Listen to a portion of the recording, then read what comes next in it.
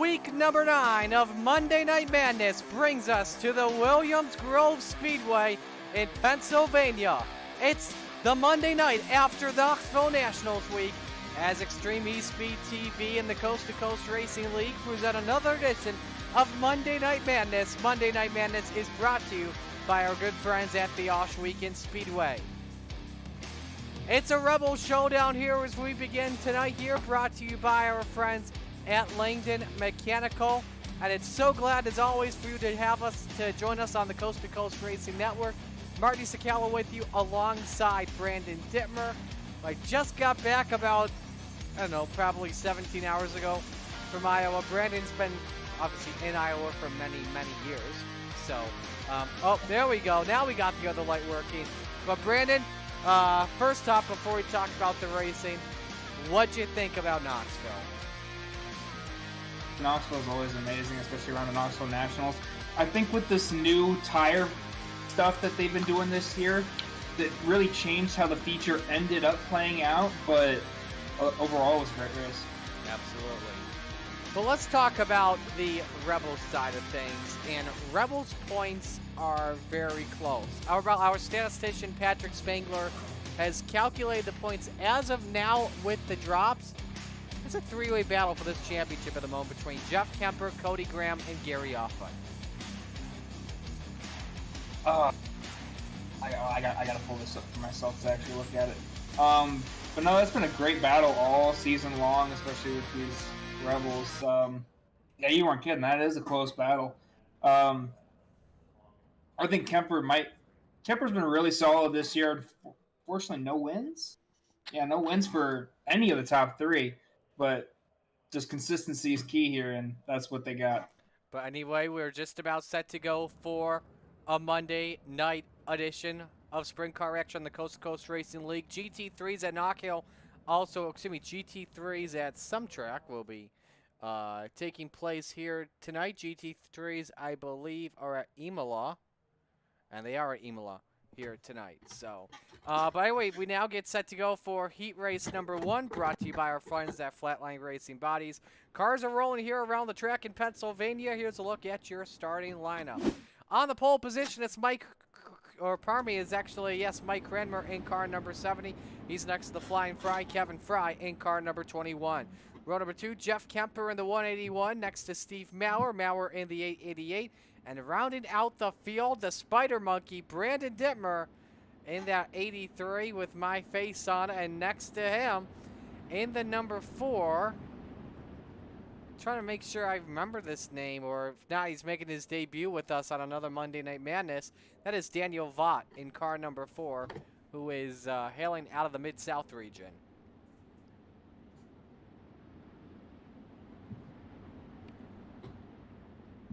One lap to go until we take the green flag here. While we are as we get set to go racing here, let us know who you're rooting for. The chat will give you a shout out live and on the air. Marty Scala alongside Brandon Dittmer with you. Dittmer, good luck in your heat. Thank you, thank you. Put him on mute just briefly here. Zach Chapman may be joining us in just a little bit.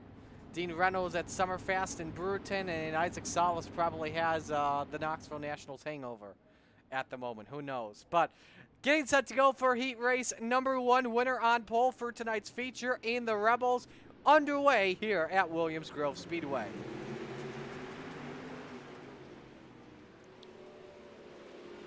Fry around the outside, takes the race lead early. Oh, look out!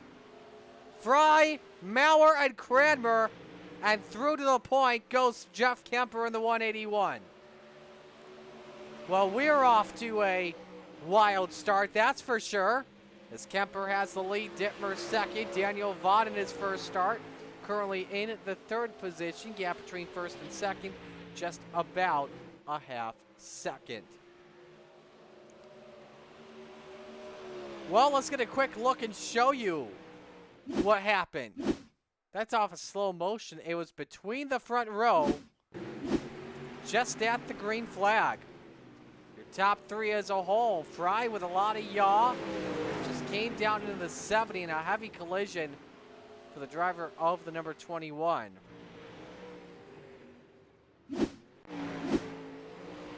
So that's how that went down. Kemper, though, in the running for the championship with the Rebels this season. Just came out the fastest lap last time by 18.14, that time by 18.22. Kept that gap consistent. Without the drops coming on in, Jeff Kemper with a 23-point advantage over Joe Musso. 3 to go here. Everyone will make the show this evening from what we calculated. Hello to Tyler Wilson rooting for Brandon Dittmer, currently in second, but Dittmer just 1 second behind on the driver of the number 181. 2 laps to go in our opening heat. Vaught running third. Steve Maurer currently fourth. Mike Cranmer rounds out the top 5. Kemper about to put a lap on the driver of the Pitside Podcast number 70 machine. White flag is out. 1 to go here in heat race number 1.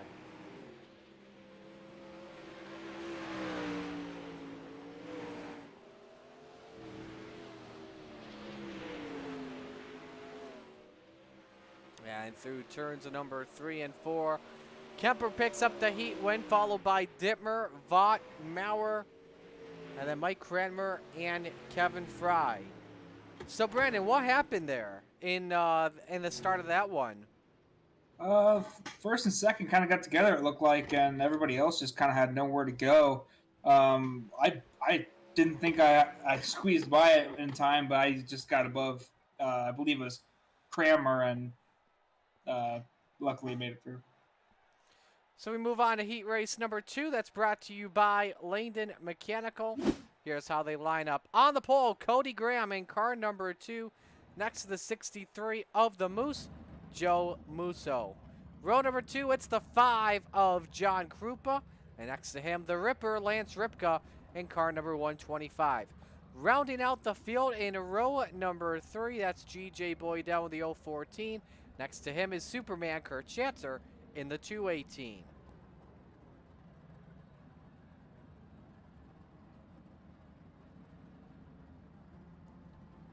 So winner starts next to Jeff Kemper on the front row here tonight.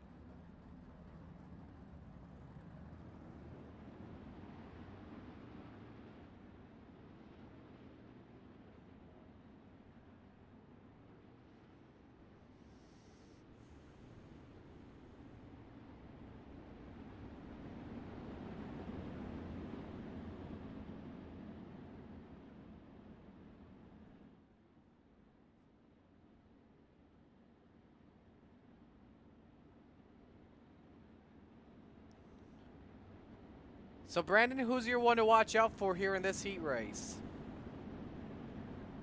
My one to watch out for.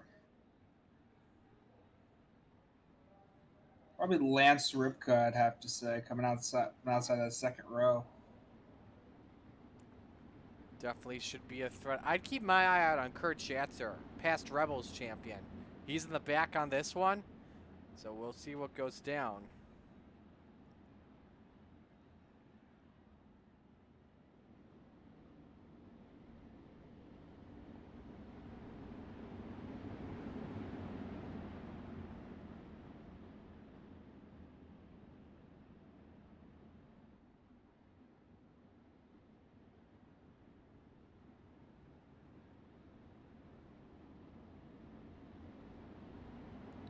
So Cody Graham, Joe Musso set to bring us to green here.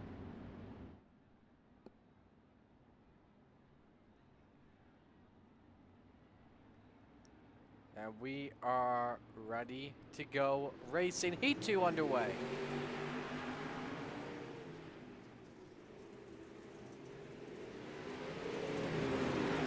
Everyone still wing to wing down the back straight.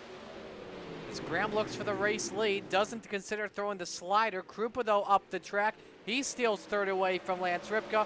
Lap 1, though, led by the 63 of Joe Musso. Good start, though, from this Moose clan at the moment with Musso, Graham, and Krupa, Brandon. Yeah, absolutely. They were running that top side really nicely. You got to watch out there in turns 1 and 2. There was like a tabletop there and kind of like the middle of the corner on up, so it's kind of a letdown. But he's working it really good now. Take you right on board here with Lance Ripka as he tries to fight back on that third position.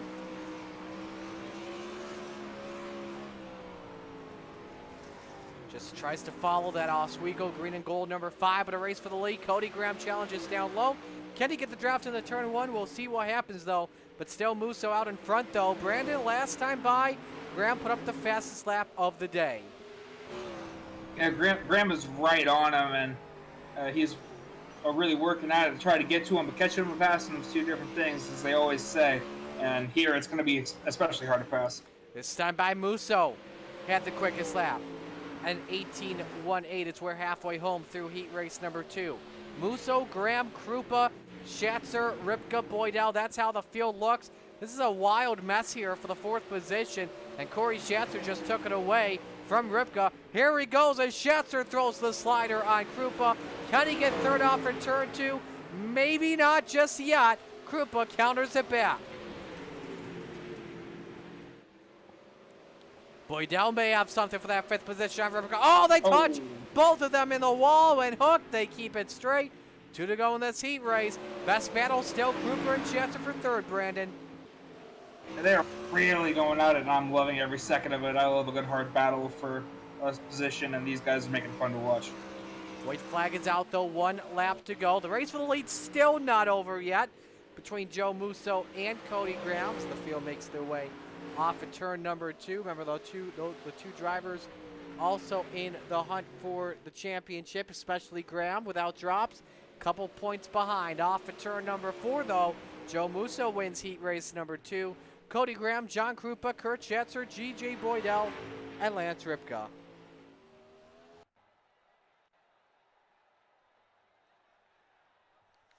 And so that will do it for our heat races warm-up. Coming up next here, stay with us, ladies and gents, on the Coast to Coast Racing Network.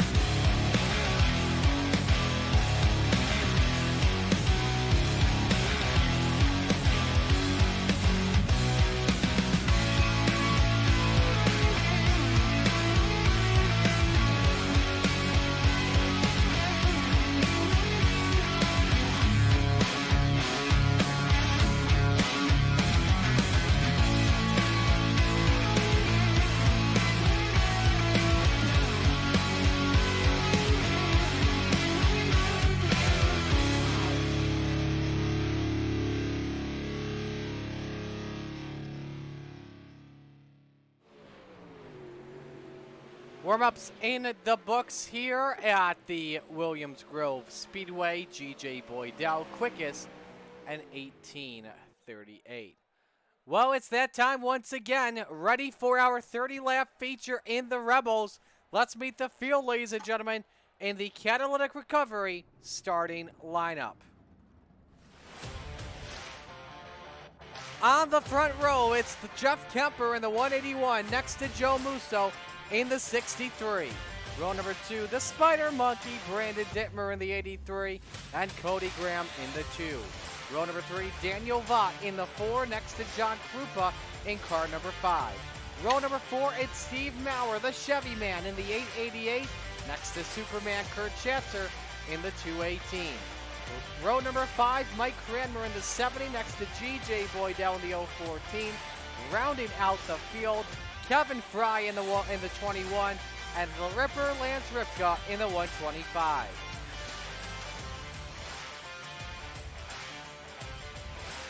Alrighty, with that being said, we are just about ready to roll the field off for 2 pace laps here at Williams Grove Speedway. You know, while we are at it, actually, Roger Craig has actually joined us in the booth. I'm pretty sure he still has the Discord on. Yes, he does. Roger, who do you think's going to win it tonight? I just got in here, so I haven't had a chance to look. I know it's a real tight race for the lead, so let me look at it, and I'll get back to you. Oh, you know he's going to make it. Never mind. We'll make it easy. Brandon Dittmer. I'm going with Brandon. Uh-oh, Dittmer, you just got cursed. Ralph Dittmer. Sorry, I meant Ralph Dittmer. Give me the 63 of Joe Musso. Let the moose loose. So, Dittmer, obviously you're driving, so I know who you're picking to win. That's right, Kemper. So, alrighty, man. Best of luck. Thank you, thank you. All right, Roger's gonna join me in this booth here. He'll call the race with me, but he actually joined so we could talk the Knoxville Nationals during intermission here. So, Steve King Foundation Pace Truck received an $1,800 check for the Knoxville Nationals last week. The truck makes the left-hand turn to pit road, ready for the Lucy Olson start. It's a good one. Jeff Kemper, Joe Musso, bring us to the green. We're ready to wave them off here with the Lucy Olson start. First feature of the night underway.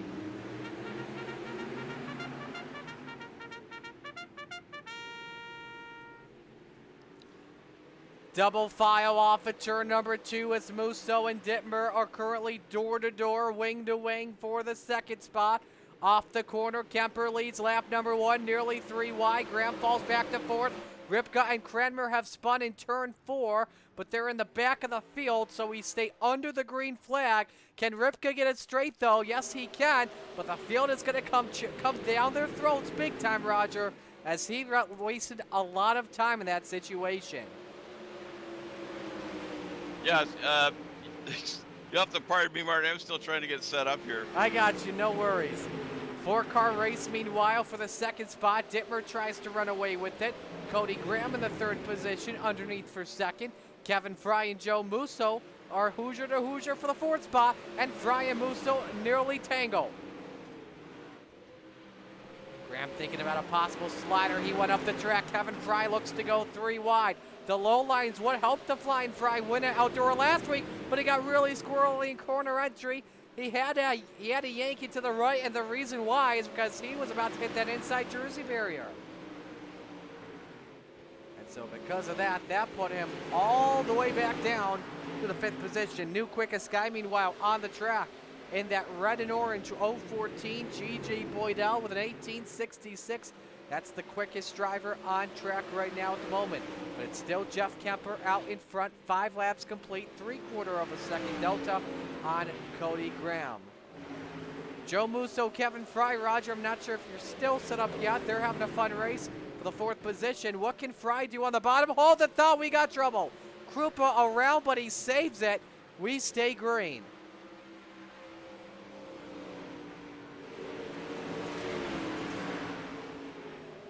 As I was saying here, Roger, Fry's trying to get the bottom rolling and working, but it's very risky to do as he gets sideways once again.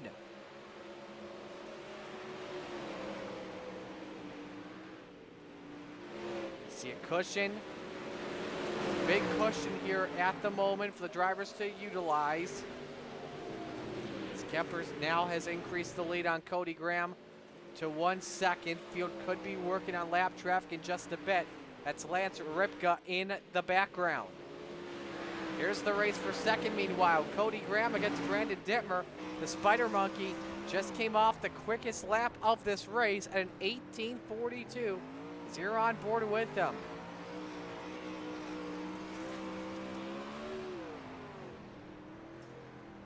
And that low line is working well for him. Go ahead, Roger. Yeah, it looks like Dittmer's making a move for a P2 there. Trying to get in the inside Man, of Graham.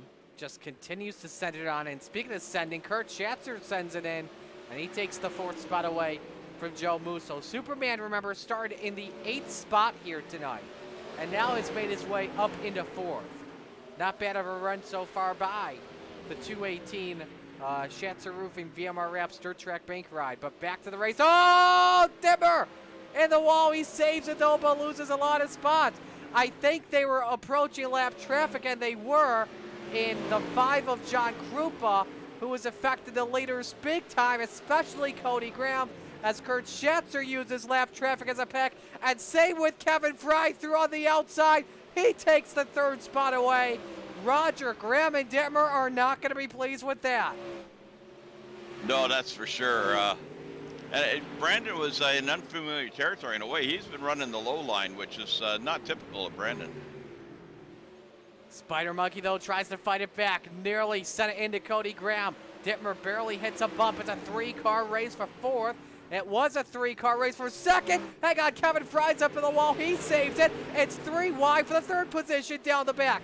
Dittmer and Graham bang wheels halfway down the back chute. Everybody hanging on for dear life at the moment, Roger. Yeah, it's crazy.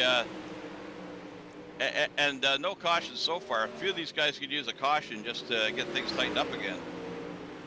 I think something may have just happened. We'll see what happens here as we're now in the 2nd half of this race.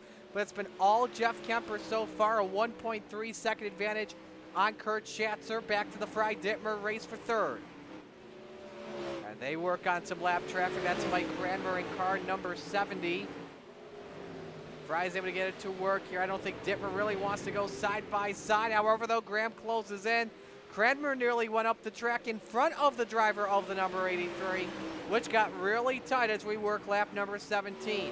Let's talk about Kurt Schatzer here, Roger, who is off to a great start. Same with Kevin Fry. They're each up 6 and 8 spots, respectively. Do they have anything, though, for Kemper in that 181?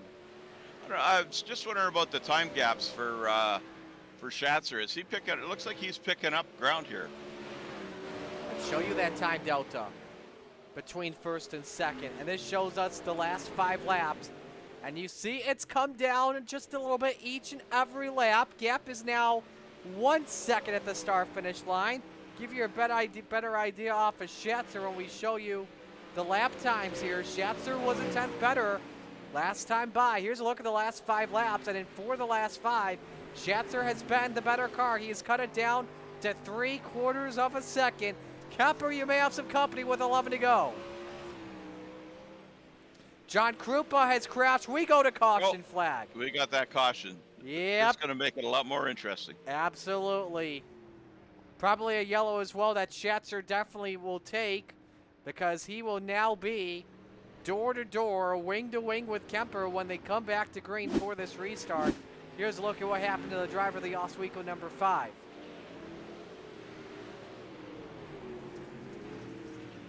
Just lost it all by himself, Roger. Yeah, I noticed Ralph Dittmer's moved up to 4th, so he's still in this thing, just starting beside Fry. Watching Krupa's on board here once again. A little bit too much rear end movement. Just some sideways there in that situation. Just saying that would not have happened if he went to Brockport. instead of going to Oswego. Would have had green and gold colors. Just saying. Just saying. So now, what are you thinking here if you're Jeff Kemper out in front here with 11 laps to go? He's probably used up a lot more tires than I believe Schatzer has possibly, and you see Schatzer is trying to gain some traction here on the right sides. Oh yeah, this is going to make it really interesting. I think it's important he gets a jump here, and hopes Fry and Schatzer and Dittmer battle it out, and you can get a bit of a gap again. Kevin Fry actually as well here, Roger, was the better car last time by before the caution. He ran a 19:10. That was the best lap of any driver before that caution flag flew. What are the chances he could get this lead, or maybe even possibly go back-to-back? Yeah, I wouldn't rule any of these guys out for being able to win this thing, especially like you say with the tire wear, track. You know, we've got a low car count, but the track is still, it is wearing in, so it's going to make a difference.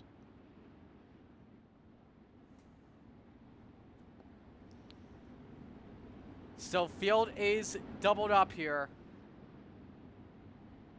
for a 10-lap shootout. Kemper and Schatzer, row 1. Fry and Dittmer, row 2. Musso Graham, row 3. Maurer Boydell, row 4. Ripka and Vaught round out the top 10. It's the first Mission 22 restart of the night. We'll watch this off the Chapman Racing drone. First Gambler Yellow is in the books. Kemper ready to fire. Fry peeked his nose underneath, and Schatzer caught sleeping. Fry moves up to second on this restart. The fly too much on the outside. Schatzer on the biters. It's 3 wide for third. Dimmer gets through. He takes the bottom step on the podium, and the race for 4 between Schatzer and Graham breaks out. Dimmer, meanwhile, won second off for 4. He can't get a 9 to go. It's still Kemper, but Fry closing in. Yeah, Shatner paid a price. He backed off in turn 2 on that restart to avoid contact, and a few of the guys got by him. Got a gap. Fry tried to look underneath, but Kemper slammed the door right in his face. Tries to pull underneath. Here comes Dimmer, though. He got loose, though, off in turn 4. It's Hoosier to Hoosier into turn 1 with 8 to go. Slide job. Wow, that was a slider from hell by Kevin Fry. Executed perfectly, and he goes to the point. Here comes Dimmer, though, underneath for second. Coming to 7 laps to go here in PA. And memories of the 3rd to 5th place in the Nationals. That was crazy. I see that here too. Absolutely, and Dittmer and Kemper still racing for the runner-up spot. Kevin Fry wants to pull away because of the momentum he has, but he can't. The gap at 0.6 of a second. Dittmer has second secured with 6 laps to go, and he continues to roll on the bottom, the shorter way around the racetrack. Rupa has crashed once again. No caution. We stay under the green flag. Meanwhile, for 4th spot, Schatzer trying to rebound after what happened. Dittmer makes contact with Fry. Kevin goes sideways. He threw the elbow at him. 5 to go. Yeah, Fry hit the wall just before that and was lost of speed and lost a bit of control. That's why Dittmer ran into him. Oh, man, and Boydell and Graham up banging wheels off for turn number 2. It's 3 wide for that position, coming to 4 laps to go. Holy moly, this is insanity at the moment here at Williams Grove Speedway. Oh, Schatzer upside down, barrel rolling, and this is gonna change everything.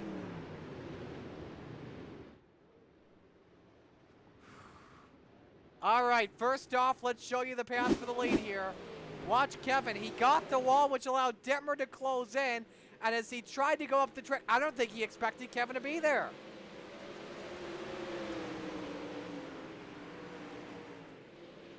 And then here's a look at the yellow that ended the day for Kurt Schatzer.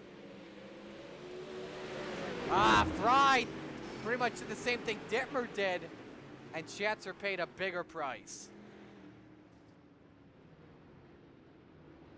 Right on board here with Superman.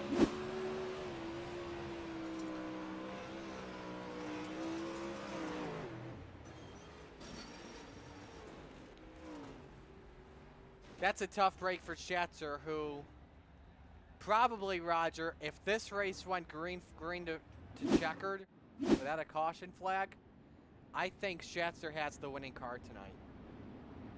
Yeah, that was really, really unfortunate, man.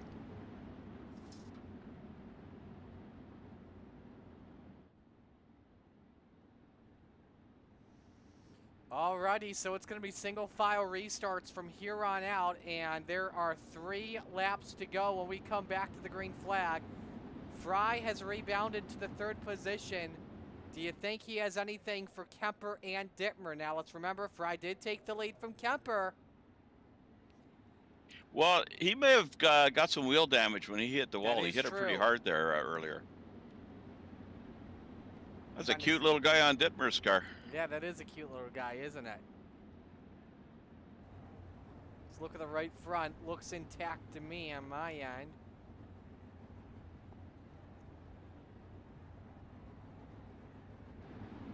So now we know that's on the restart here, Roger, that Dittmer will get a free lap because he is the control car on the restart and has the right to fire first. He'll get the power, which can help him lead a lap possibly, but then he may have to play some defense to win. Yeah, it's going to be really interesting 4 laps. Here we go. Who's it going to be? How's it going to be done? Take a deep breath, folks, because this may be the last one until we take the checkers. Dittmer plays defense, keeps it on the bottom. Fry rolls up on the high side. Can he take the 2 spot off for 2? Dittmer loosey-goosey down the back chute, but Fry and Kemper still wing to wing into turn number 3. Who comes out of this one with the runner-up spot? Everybody hanging on for dear life, but Fry has the 2nd position with 2 laps to go, and here comes Cody Graham into the equation. Yeah, I was just going to say that. Don't count Cody out. He's coming. But Kevin has closed in on Dittmer once again. Coming off at turn number 4. White flag is in the air with 1 to go. Brandon Dittmer or Kevin Fry, make your pick. Kevin Fry, top shelf for Mama Eyes the Cookies.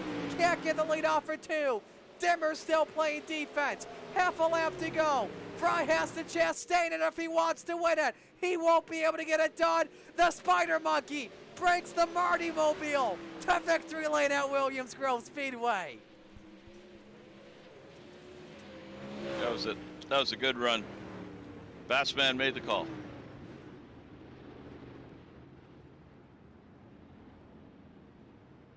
Hey, Dean. Hey, Isaac. When you see this, oh, there's the wheelie. There's the wheelie. Hey, Dean. Hey, Isaac. When you see this, just saying, y'all don't have a win with your face on Brandon's car.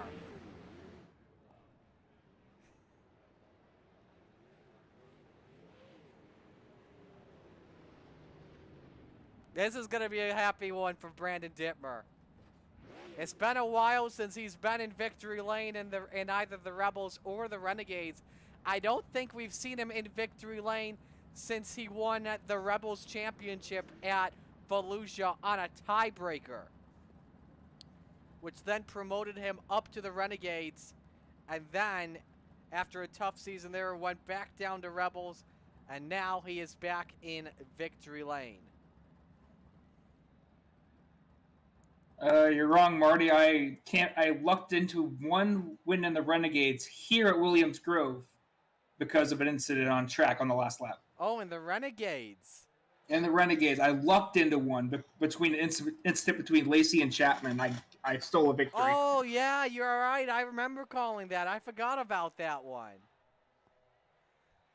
So, all right, we have everybody with us. Let's bring in Kemper here, our 3rd place finisher.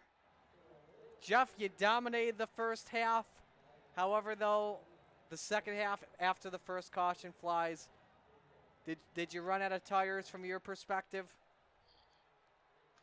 I'm not so much thinking I ran out of the tires. I think I just kind of ran out of talent. I was running in a groove. I had my rhythm going and everything like that. And jumbling up with a restart, it, got my nerves kicking in. I wasn't breathing enough and kind of made some mistakes after that. How would you feel, though, about your race the entire day? Obviously, you're in a challenge with 2 races left to go, looking for that Rebels Championship. How did you feel, though, about your race points-wise? Well, I think it was a great night for that. Cody Graham finished by me.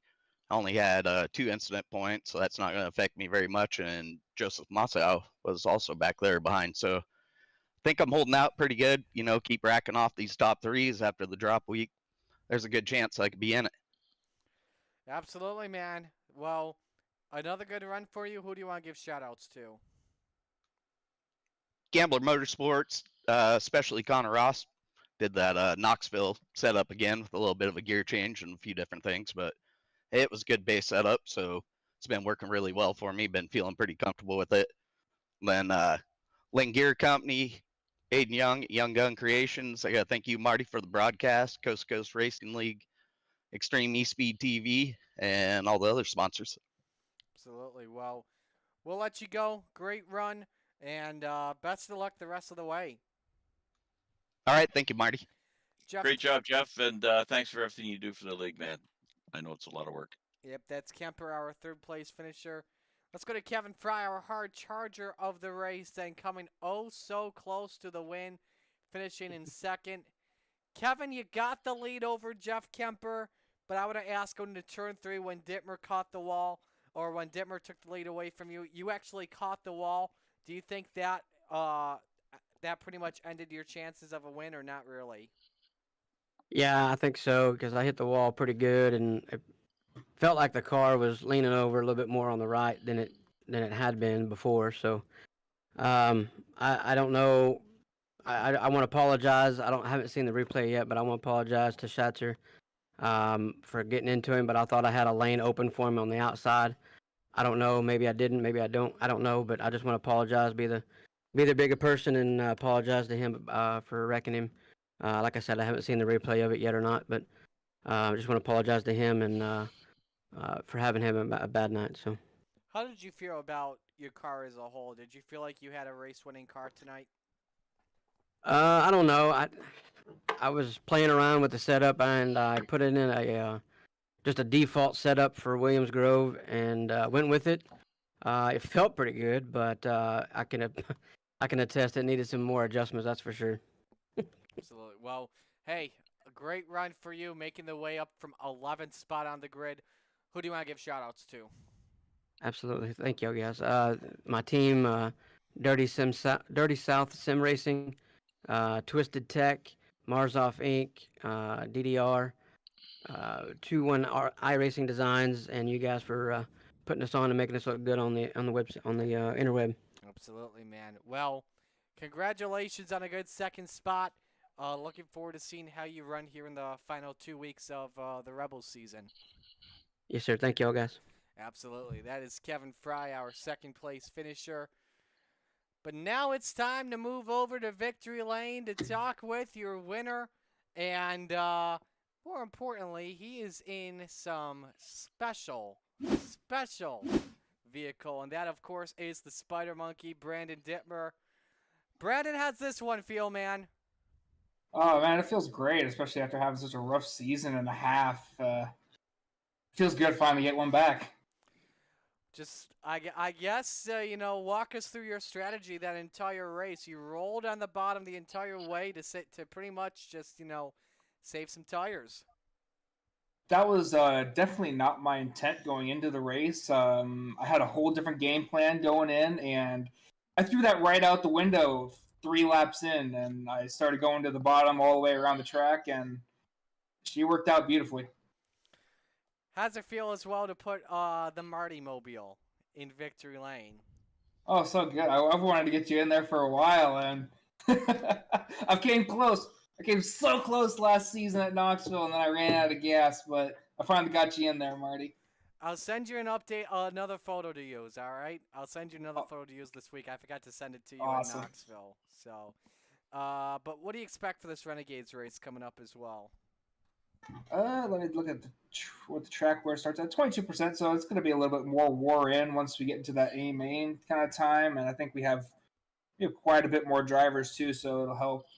I expect kind of more of the same though. I expect a lot more lower line. That top in 3 and 4 was really starting to come in there at the end, but yeah, a lot of low lines I feel like is going to be attempted here again.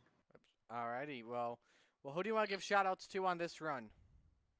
Roger for Coast to Coast in general. You for the broadcast as always.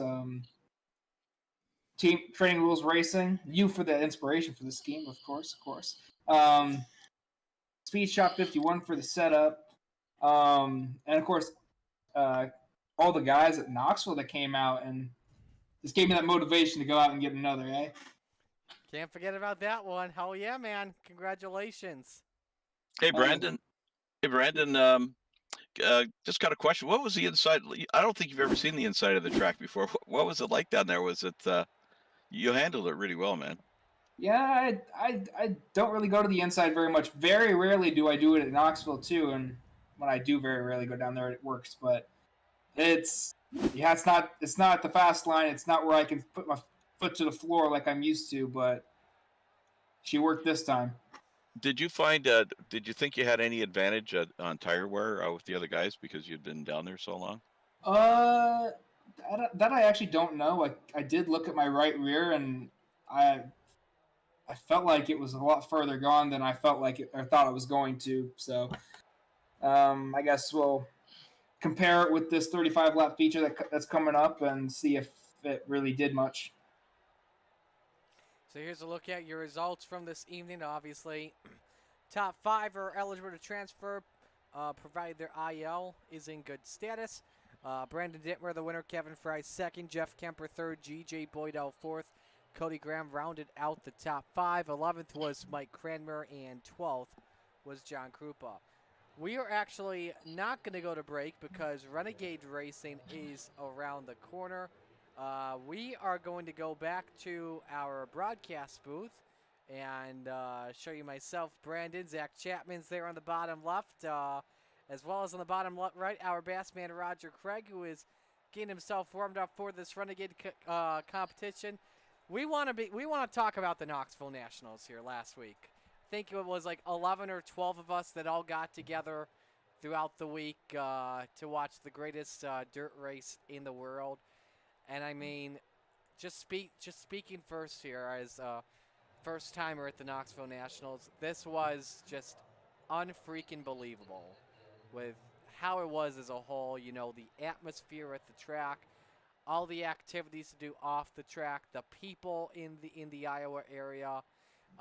It's just something special, something I don't think you see anywhere else. And I think Roger would say the exact same thing as a first timer too. Oh man, greatest dirt experience I've ever had. Just rolling into that town and seeing that great racetrack. I mean, I kind of compare it to going into Daytona and seeing Daytona, the huge stadium and it was much the same. You're in this little tiny town, and all of a sudden there's monsters in the middle, and it was just a great experience, and meeting so many of the C2C guys that I've been waiting to meet for years, really. Brandon, I know you're. Go ahead, Roger. Yeah, it couldn't have been better. Absolutely. No, I just saying it couldn't have been better, man. It's one of the best experiences of my life, and I've been around a while. Gotcha. Brandon, I know you're a vet of the Knoxville Nationals, but what did you think about this one and seeing a lot of the coast-to-coast game? I'm going to be honest. This is the most fun I've had during Nationals in a long time. For the fact that I actually got to hang out with people all 4 or 5 days of the week, and actually have something to do with some other people, it's always an amazing experience, especially to meet you all for the first time. I loved every minute of it. So much better to be hanging out with a group of friends throughout the week over just going by yourself and not watching with anybody except yourself during the Knoxville Nationals. Zach, I know you were not a part of it, but I posted on the lounge how to feel to be photoshopped, or drawn, I should say, into victory lane. You know, Marty, I kind of owe you one for that. You know, my wife saw that picture and, you know, she could tell how much I really wanted to be there. And that secured my spot next year. Me and my dad are going to go. And I can't wait to meet you guys. And I'll tell you what, Brandon, my dad, he's really looking forward to it too. We can't wait to do that go-kart thing, man. That's going to be so much fun. I can't wait to hang out with all you guys. Well, Brandon, I just want, yeah, go ahead, Roger. yeah, is Brandon stepped away here, but just want to give Brandon a shout out because you know, going to Slideways. Of course, there was no show Salas, you know, Is he still? but He's Brandon, still missing, I believe, from what I hear. yeah, but Brandon, you know, he was in that championship race in the final, had the lead, was pulling away, and then a caution came out, and it screwed him. You know, it's too bad because he had that cup. Maybe he was picturing that. I don't know. He had the trophy in his hands pretty much. That was his race to lose, and you know, it was just too bad that caution came out because he was leaving them behind. Absolutely, he was. Brandon, I look forward to our mini golf rematch next year. After Absolutely. after I kick this butt on the front nine, then the back nine, he just comes all the way back. You just need to make sure I have a drink in my hand at all times, and then Yes. you're good. Yes. Well, we don't want to get into you having a drink in your hand at all times. We don't want to go there. Yes. I gained myself a new nickname for life. I understand, but Drinking Ditmer. that's the only way Marty was beating me is if I had a drink in my hand. What was your favorite thing to do in Knoxville, Roger? I think it was the get together, you know, with the guys. That was number one by far. But the racing, you know, going to the, you know, the king. I mean, it's the biggest sprint race in the world, and they put on a show. They've done it so long. It was totally professionally done. I mean, it's just they don't miss a step in that thing, and that final was just was awesome. And seeing that four wide coming around.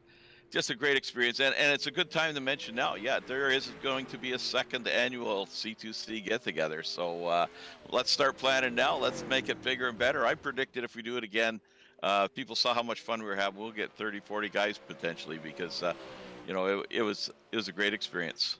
It is going down August 7th, the first night of the 410 Nationals. I think my favorite thing to do was obviously tailgate with you guys at Coast to Coast headquarters, and we want to thank Deb as well, our host of the headquarters at her place, for setting us up with a tailgate spot and a parking spot just to hang out all week long. I think outside of the racing, I think it was the tour we got of the National Sprint Car Hall of Fame, where we met up with the Steve King Foundation and gave them the check for $1,800 for the Knoxville Nationals, and having all of us that were in attendance around, including Brandon Templeton, around to take a picture at the Hall of Fame, and then getting a tour of the Hall of Fame that no one else really gets to go to was pretty cool. So, not to interrupt you, but I saw the picture. Obviously, I wasn't there. You know, I saw the picture in the lounge. When you guys were in the Hall of Fame, I saw most of you fell in love with that racing sim. How nice was that simulator in there? We did. It was very, very nice, to say the least. I want to say one thing. So in that little tour, that private building that we got, there was that Tim Allison car. I actually know his grandson through a NASCAR Heat League out. He races at Lima Land kind of weekly. One of the coolest kids you'll ever freaking meet, and he's looking to keep his granddad's legacy alive. Yeah, if I could just jump in one more second, just you know, the meeting Danette King Amstein, that was definitely a highlight, and just that whole process in the Hall of Fame, it's something we'll never ever forget. So it was awesome, man, just awesome. Absolutely was. Well, can't wait to run it back next season. We are in the Renegades lobby at the moment, so let us get that loaded up while we are at it. I think as well that my SDK Gaming may have crashed. Okay, I'm gonna dip out and get into the salty dogs room, so I tell you they what, can tell me alone. don't tell the admin to go to break. Oh, wait, checkered flag just came. You just. Dang it. I was going to try and send this to break because we're having some technical difficulties with our live timing feed. We'll try and get it set before the... we'll try and get it set up here for you before we go with the feature. So when we head to warm-ups, we'll go to break. But car count, I believe, has...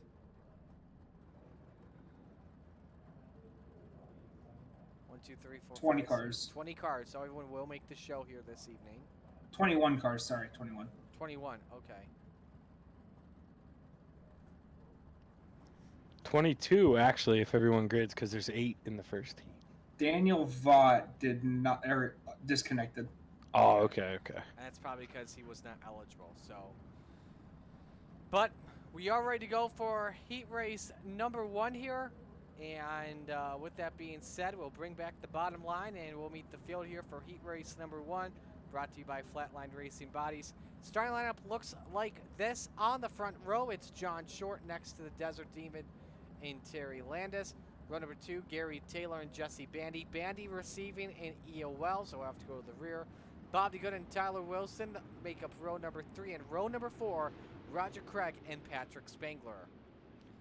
Zach, let's talk about this situation we are in with the Renegades. Now, if you've been looking at now, you just saw it squeeze by on our bottom line ticker, but the Renegades lead for Blake Chapman is just about 65 points or so, 60, 65 points or so. But when you look at it with the drops we have right now, if you include the 2 drop weeks currently, 4 points separate the Salesman and the high side banger. Yeah, I mean Patrick, he's one of the most consistent guys in the league in a sprint car. You know, everybody gets into trouble every now and then, but if you know, if he normally doesn't get caught up in somebody else's mess, you know, he's up towards the front. 9 out of 10 times, it's not his problem that he gets caught up in. So I mean, he just got to keep his nose clean tonight, and hopefully he can give us a tight battle for the championship here with Blake coming down to the wire. But I don't know where he's at in points, but you know, we always talk about Tyler Wilson too. Can't sleep on that guy. He knows how to get around in these things too. Absolutely. Tyler's right there as well. Yeah, that makes sense. He's been up towards the front a lot. That macho man, he slings that thing. Can't sleep on him in this race.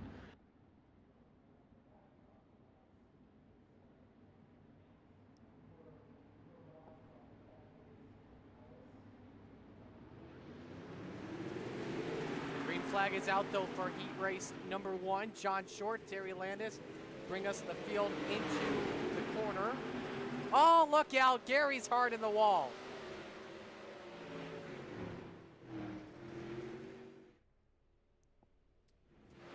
Yeah, I think Landis got a little loose and Tyler Wilson tried to check up and maybe go in the middle, and Gary just maybe didn't know he was going to be there and floated up into him. Yeah, they were 4 wide right there, and that's not a recipe for success here. Yeah, no, not here at the Grove. So it's Landis and Spangler that race for the 2nd position. Desert Demon rolling around the extreme high side here for P2.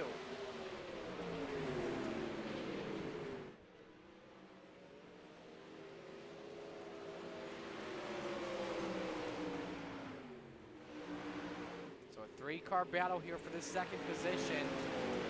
Spangler off to a hot start here at the moment, Zach. Starting from near the back, making his way up to that 2nd spot. He's got to try and get away from Landis if he wants a chance at John Short, but remember, Landis and Short are teammates. Yeah, I mean, we know what his nickname is. I'm kind of surprised to see him hugging the bottom here, but, you know, Dittmer made it work there that last time. You saw what it did for him, won the race in the B Series, so I can't blame him for trying it, but I think here, now that he cleared Landis, he'd go to the high side, but he stays on the bottom. So, for those wondering, we have heard back on the technical difficulties with our live timing. We use SDK Gaming, and the updates and the issues will not be resolved here, so we will be putting in our backup link here and which is a ticker across the top of the screen, and we will have it up here for you shortly. But Spangler now up there on short for the lead here, Brandon. Yeah, he's been running that low side. I just don't think there's enough momentum on the high side to get around short here. He's just going to have to hope short makes a mistake. Yeah, meanwhile, though, it seems like he's really trying to run smooth now that Patrick's behind him, and now Landis is right there. It's a three-way battle here with the white flag out. 1 lap to go here in this heat race.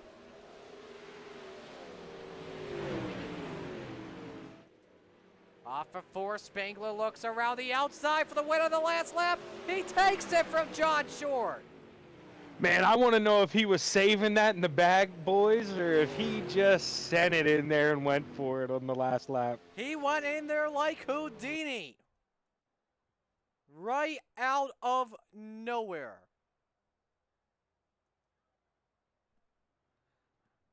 Now, John Short got really loose in the middle of the corner.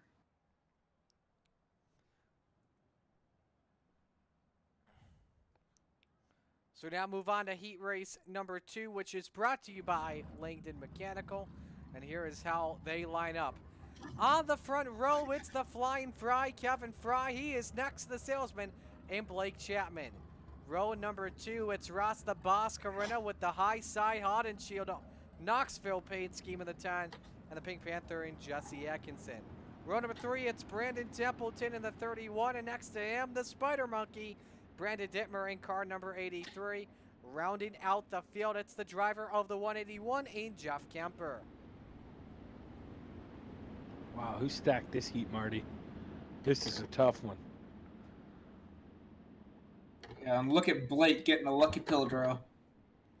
Absolutely. Chapman outside of row number 1 here.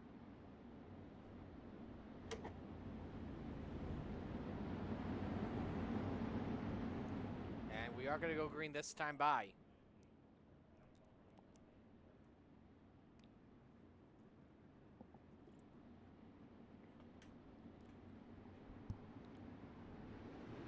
Green flag. Oh, it's 3 wide already for the lead. Atkinson thought about it for just a bit. And they are 2 by 2 down the back. Chapman and Fry, no one has a 9 to turn 3. Fry tries to throw the slide job. Here comes Ross Carino to second spot. Man, Kevin lost 3 positions or something with that slide job. I don't know if he came off the bars or something, but boy, he looks so tight. And honestly, right now he does too. He's struggling a little bit on the bottom. He's going to go by. Atkinson shifts up the racetrack, doesn't work. Meanwhile, they're nearly 4 wide from, I think that's 4th on back. Templeton, Fry, Kemper, and Dittmer. Meanwhile, a change for the lead. Carino takes the 10 to the point. Chapman falls back to 2nd. Yeah, I mean, everybody makes the show tonight, but it's so hard to pass here. You got to get guys when you can. Dittmer with a nice save, and that's 3 wide for the 4th position. Kemper was in the middle, moved Fry up to that 4th spot. And back to the race lead. Blake, real well known for saving that right rear tire, may have something under his sleeve. He heads underneath on the 10 of Carino, risking the high side, and through goes the salesman to the point as they touch. That was a power move by Blake there, Zach. Yeah, I mean, no harm, no foul there. I mean, if you're, Blake, you got to basically think you're clear there. You're coming off the corner. You don't see anybody. You're putting it up there to take the racing line away. You got to know that's coming. Carino may have lost that right rear way too early as Atkinson now moves to the 2nd spot. So we're coming to 2 laps to go here in our 2nd heat race of 3. 4th belongs to the 181 of Kemper. 5th Dittmer, 6th Fry. Templeton has brought it into the pits. But oh man, just think about this front row when we take the feature. The 2 championship contenders separated by 4 points. This is about to be something a lot of fun. I can't wait for this one. This feature coming up in just a matter of moments. Meanwhile, coming off of turn number 4, checkers are waving, and your heat winner, Blake Chapman.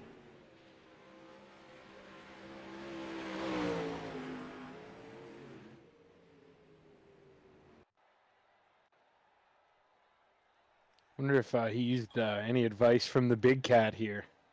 Possibly. They have taken some notes. We move to heat race number 3, brought to you by Top Notch Trucking in Minot, North Dakota. Here's how they line up. On the front row, Gentleman Jack Hitt in the 217, and he's next to the Ayla Outlaw Preston Cranmer in car number 07. Row number 2, it's G.J. Boydell in the 014. He is next to Kyle Sargent in the 91. Row number 3, rounding out the field. Oh, it is so good to see the Gooseback.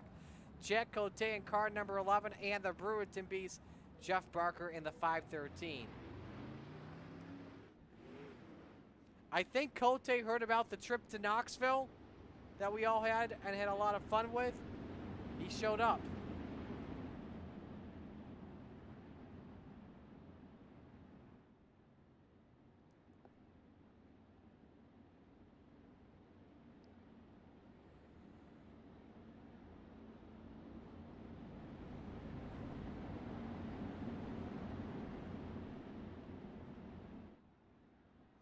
Coming green here for our final heat race of the night.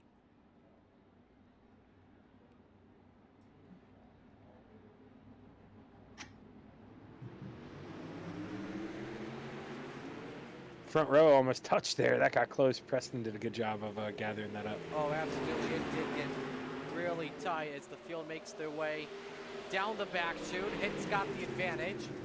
Up the track he goes in front of Sargent as they touch Barker on the binders and move the Goose to third. Nice run for Chad Cote early at the moment, but it's Jack Hitt that leads lap 1. Cote longer way around the racetrack on Preston Cranmer for the 2 spot. Yeah, Preston's not going to make this easy on him, so right now he's Jack's best friend there. Brandon, a wild race for 4th on back. Boydell's got the nod over Barker and Sargent. Those boys are just throwing haymakers at each other back there, and it looks like Sargent kind of fell back a little bit, but Barker's going to go right back at Boydell. 3 laps complete, this time by. Not a lot of racing on the racetrack at the moment as Hitt's trying to pull away. You don't see Jack Hitt a lot up in front here in heat races, and you don't see him with a big lead like this in a sprint car, well known for racing the midgets. But seeing Jack like this in the sprint car, this is awesome to see. Yeah, and he's doing it on the bottom, and Jack's one of those guys who's good in a midget. So this is one place where maybe that translates a little bit. Like maybe he's getting on the binders a little bit on entry, and driving it a little bit like a midget. Because this place is like a paper clip, so you drive it different than all the other tracks. Couple laps remaining here in our 3rd and final heat race. Good race for 3rd here, Boydell. How about this run he's having? The Canadian that's known for road racing, and expect him to be a contender in the GT3 feature later on tonight. Move him into 3rd, Cranmer down to 4th, and it's Barker and Sargent that are side by side for 5th. Yeah, Greg looked really good the other night in the Knoxville Nationals race too, but he just had some bad luck. Absolutely. Oh, wicked slider there, Brandon, by Preston. Didn't pay off. Sargent to 4th with 1 to go. He really threw that, but he thought better of it and saved his car for maybe a little better starting spot in the feature. Meanwhile, field down the back chute, final lap in heat race number 3, and it's Gentleman Jack Hitt. Believe this is his first heat win of the season in the the Renegades, and that's one that's got to feel good. He starts from 3rd tonight.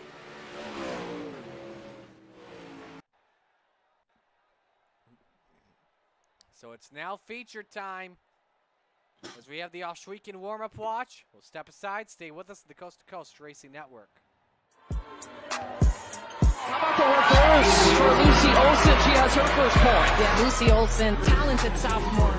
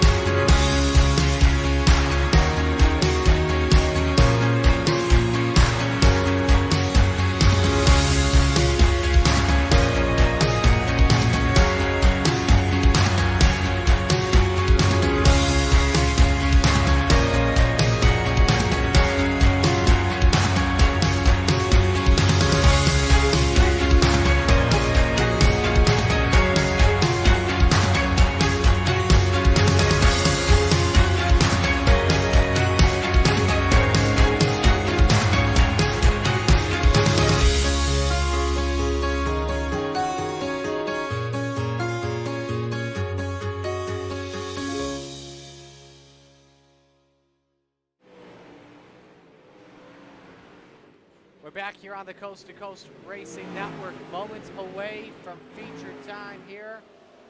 We're looking forward to this one.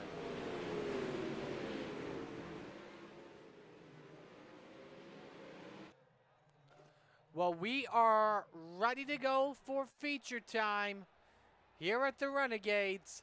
Let's meet the field in our our catalytic recovery starting lineup.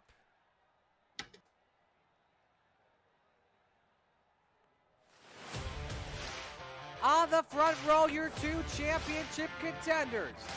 Line up on pole position. Pull up here on your screen. That is Patrick Spangler, the high side banger. He's next to Salesman and Blake Chapman. Row number 2, it's Gentleman Jack Hitt in the 217 and John Short in the 51. Row 3, the Pink Panther, Jesse Atkinson in the 127 and the Goose, Chad Cote.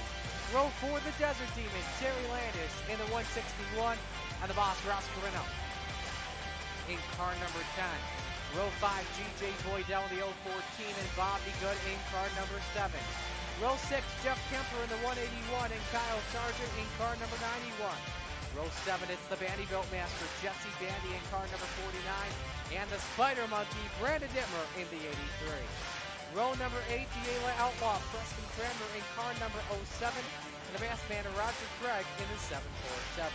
Row 9, the Flying Fry, Kevin Fry in the 21, and the 513 of the Birds and Beats, and Jeff Barker. Row number 10, it's the Macho Man, Tyler Wilson, the 42, 31 of Brandon Templeton. And rounding out the field here tonight, the captain, Gary Taylor, in car number 32.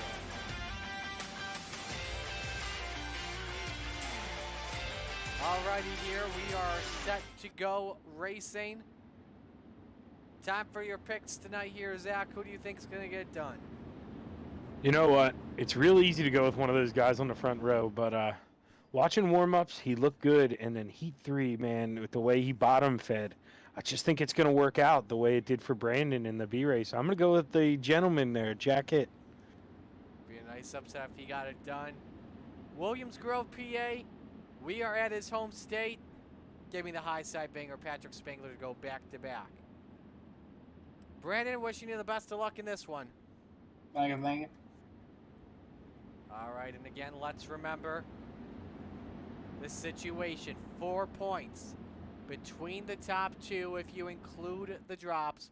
447 to 443. Tyler Wilson also a part of this championship battle as well, but about 20 points or so behind. We are ready to go for the Lucy Olson start. Where else would you rather be than right here, right now, from coast to coast? Your top two in the championship are on the front row. It is showtime at Williams Grove Speedway.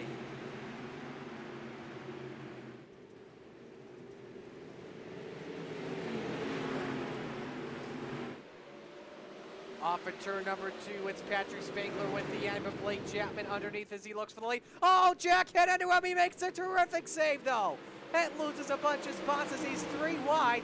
Chapman down to 3rd on lap number 1, but it's Spangler out in front, though, at the moment as he tries to pull away. Look at Cote high, wide, and hands it for 2nd, but he gets the door slam shut by John Short here, Zach. Yeah, meanwhile, Patrick, he's loving this, dude. Walked out to a 4-car length lead here. He's just walking away on that high side. Terrific start for the driver of the 39. First driver down low is Blake Chapman, the guy we know that he knows how to save tires by utilizing that low line and then taking her up to the top shelf late in the going. Underneath he is on Jesse Atkinson. That's for the 4th position on the racetrack. And Chapman takes it away. Cote low on Short for 2nd. Spangler up the track. A big mistake. A rare mistake. Through goes John Short. The 51 takes it to the point. Yeah, Patrick. Oh, now is he going to have to give it back? Yellow flag is out. He's got to give it back. Oh, man, that is heartbreak for the driver of the 51. Believe this yellow flag here is for Roger Craig. And now, because our live timing is down, we're going to have to rewind it manually. So again, our apologies for that. Here's a look. Slight contact with the 83 as Dittmer spins. collects Craig in the process.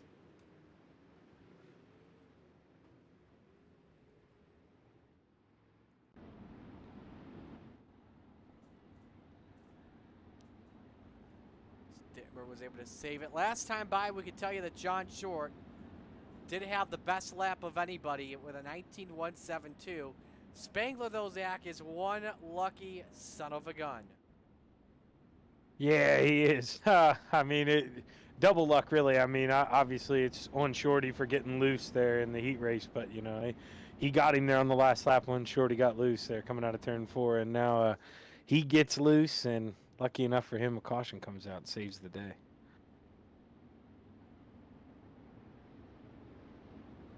We do go double file here for this restart. I believe we use the choose rule with how long this track is. Yep, yeah, they're using the choose rule tonight. They're picking their spots right now. I'm really surprised that Patrick, you know, I mean, obviously go on the leader here, so he gets the jump either way. I'm surprised he doesn't take the high side here and make Shorty throw that slider, because he was much more comfortable up high, as we saw when he got that run and made the pass for the lead.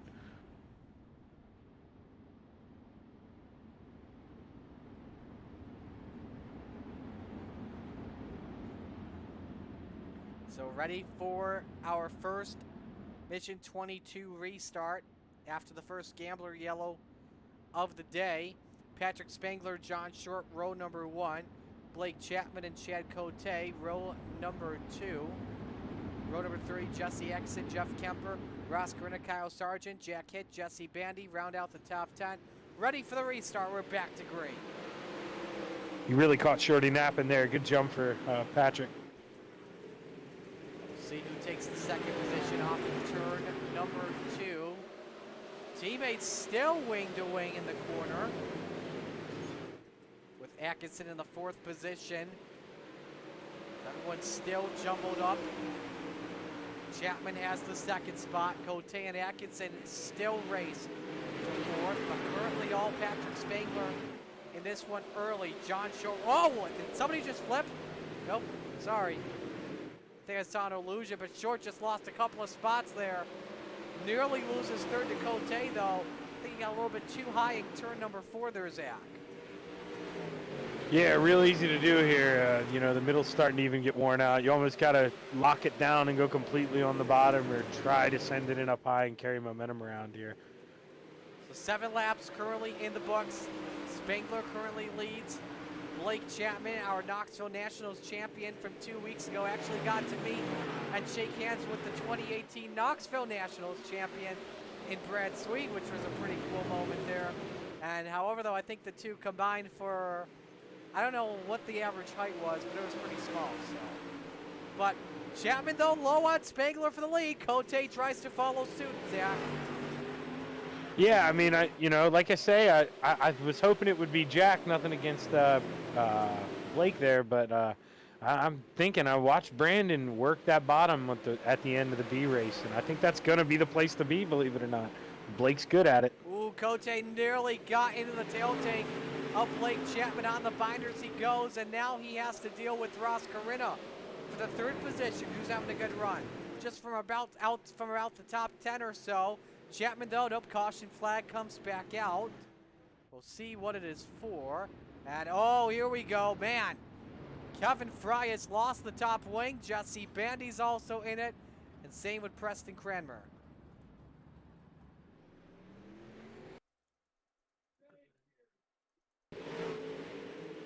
Here's a look.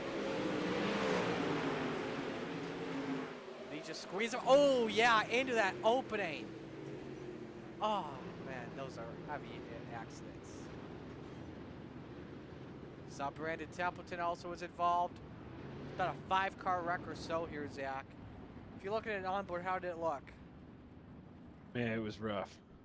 It was rough. You know, if you're Kevin there, I understand it's so hard to pass here. You know, you finally get the run on the high side, but it's one where you almost want to back out of that and live to fight another day. Checking in on Brandon here. I see you're in the pits. Are you getting some repair work done? I'm done. Alrighty, so he is back with us here in the booth.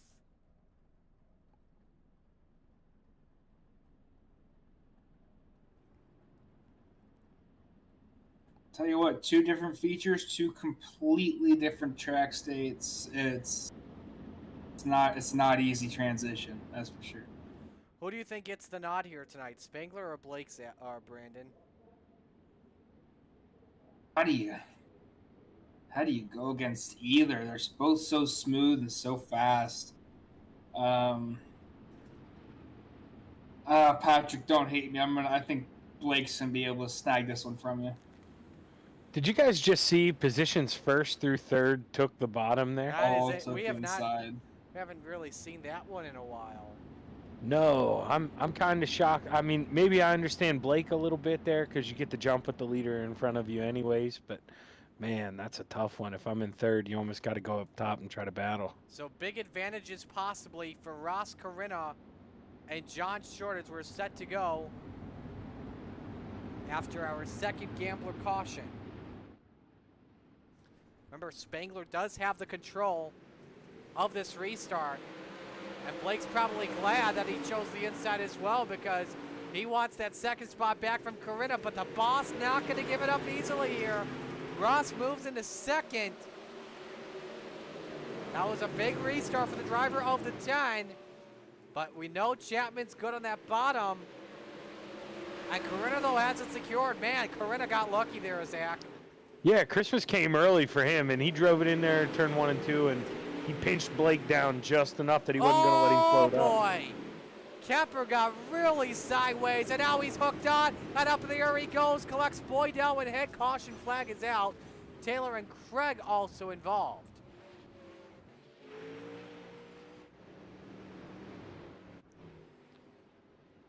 Well, we had a good view from that one. Brandon, how well was that racing happening in the back? Yeah. The back here, they get all sorts of congested together. I believe it was Atkinson and Kemper get together, and Kemper gets into the back of Boydell, and everybody else just kind of piles in. A couple people spin out trying to avoid it. It's mayhem, to say the least. Mayhem did break out here.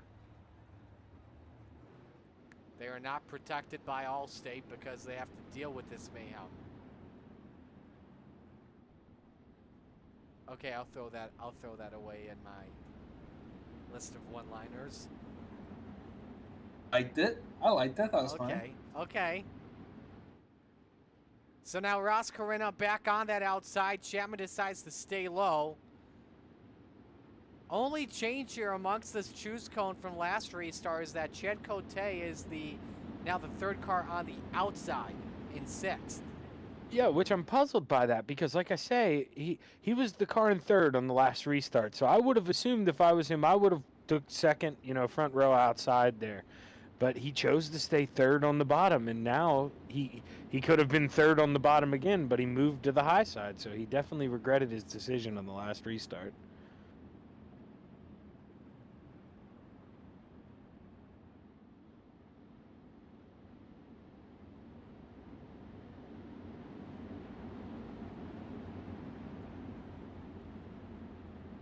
Out of nowhere, there's the Macho Man in row 4.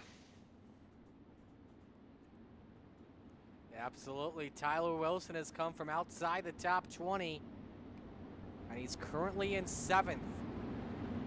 Right now, as things stand, I believe Patrick Spangler would have the unofficial points lead with the drops.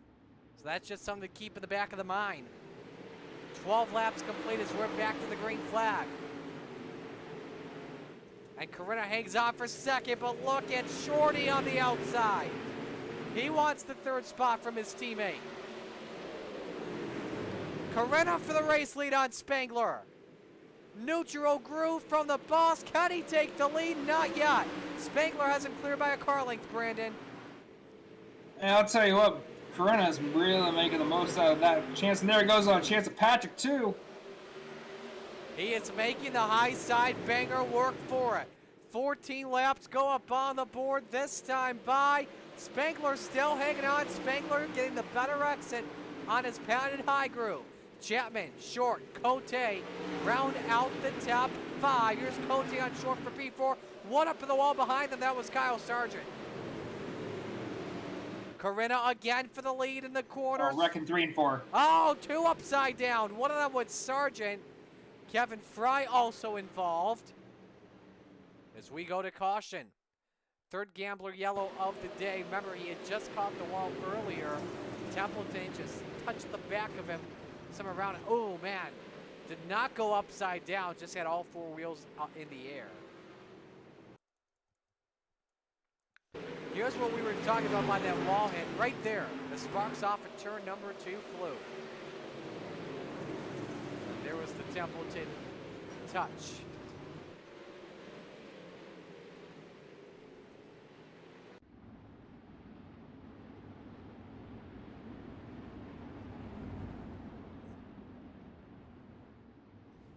To the high side to come in on 3 and 4 this race, but I didn't overly expect the high side in 1 and 2 to come in. So this could be a pretty big slider fest here coming up shortly.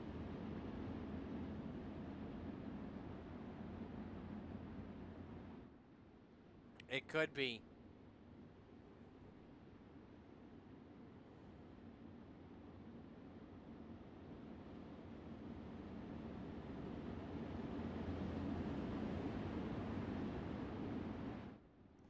Light should go off this time.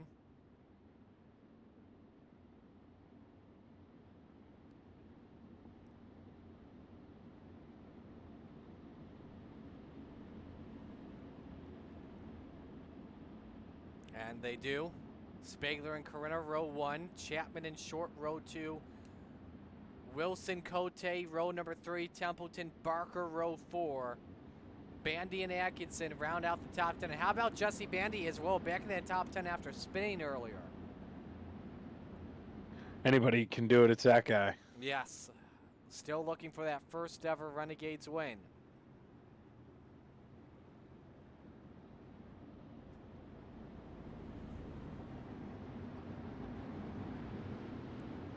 Alrighty. It's the single file restart now. With 20 laps to go. I don't think that's what Ross Corinna really wanted. Chapman still third. First side-by-side battle, first close battle, I should say, is Wilson and Atkinson. That's the race for 7th, and Wilson was able to take that away. Meanwhile, riding the wall is Templeton, but we go back to yellow. I'm not too sure what for, and it's right here. Preston Cranmer. Somebody's lost the front wing.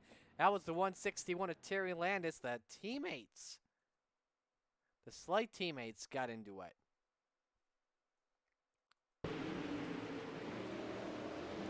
Landis caught the one. Man, he was really slow off of turn number 2, and I'm not too sure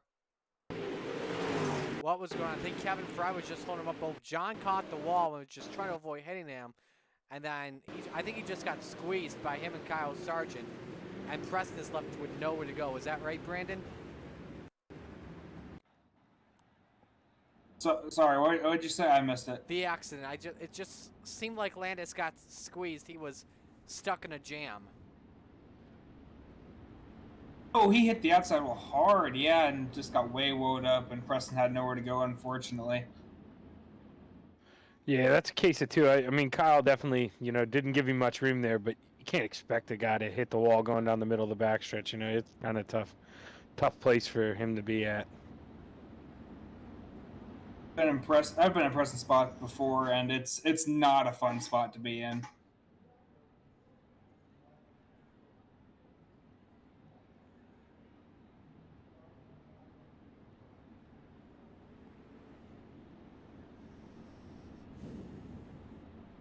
So we'll go, again, single file on this restart.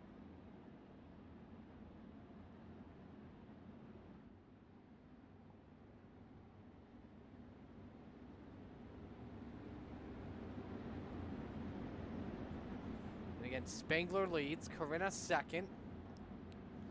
Blake Chapman third, John Short fourth, Chad Cote fifth, Jeff Barker, how about him in 6th? What a run he's having.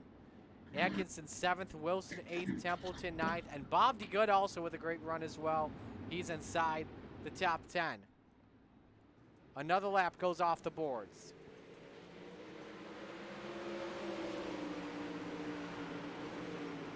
First guy on the outside is the 51 of Short, who's been working that line pretty much all night long.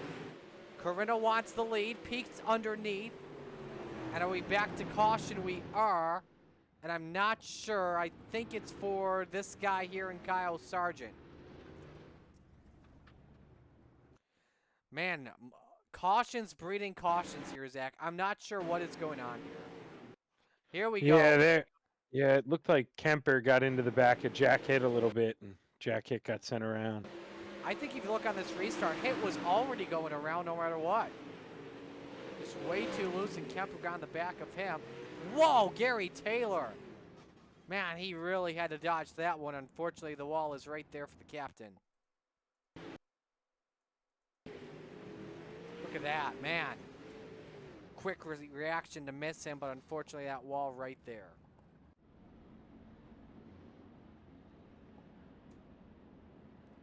Yeah, like I say, Jack, being a midget guy, just looked like he got on the binders too hard there on the bottom. You were right, and it just like, I think it was going around whether Jeff helped him or not.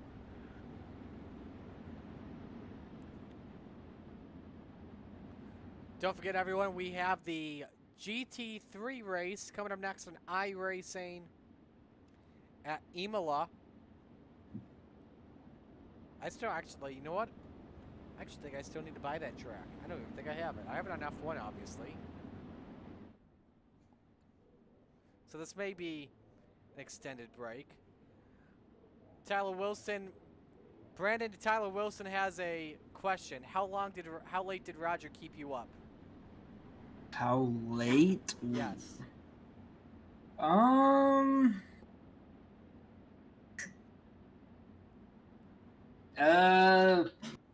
Which night? Oh. What was Wait, the so late- Roger, he knows how to party? Roger's he Oh, can yes. stay up. Oh wow, okay, man, now I'm even more excited for next year. He knows how to party. I can't wait. I think he had some midday naps to help him through that, Yes. but That is correct. So Roger stayed up really late, with Gary and Bill, so I'm surprised. all right, let's try this again. It's the best restart Ross has had all night. Timed it really well. Chapman, the lowest as possible. There he is, he's Corinna, looking for it. what a corner exit for the boss. Underneath he goes for the lead. Decides not to throw the slide job. You've got a new leader in Ross. Corinna, maybe not. Spangler counters it back, and he leads the line. Here comes Chapman. Spangler throws the slider. 3 wide for the top spot. Here comes the salesman. Yeah, you know, well, he doesn't care. He's going to make it 3 wide, but I thought with Blake being there, that was going to limit with what he could do, but here we go. Spangler on the top keeps the lead. No, Chapman stolen at the line. 16 to go. This is a great race of the moment. Oh, this is fantastic.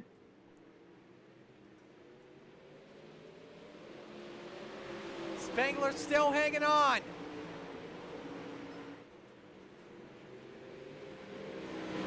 Nine 1,000s at the line between Patrick and Blake that last lap. I don't know which race to watch. The race for the lead or the race for 4th. John Short up there in the 4th spot.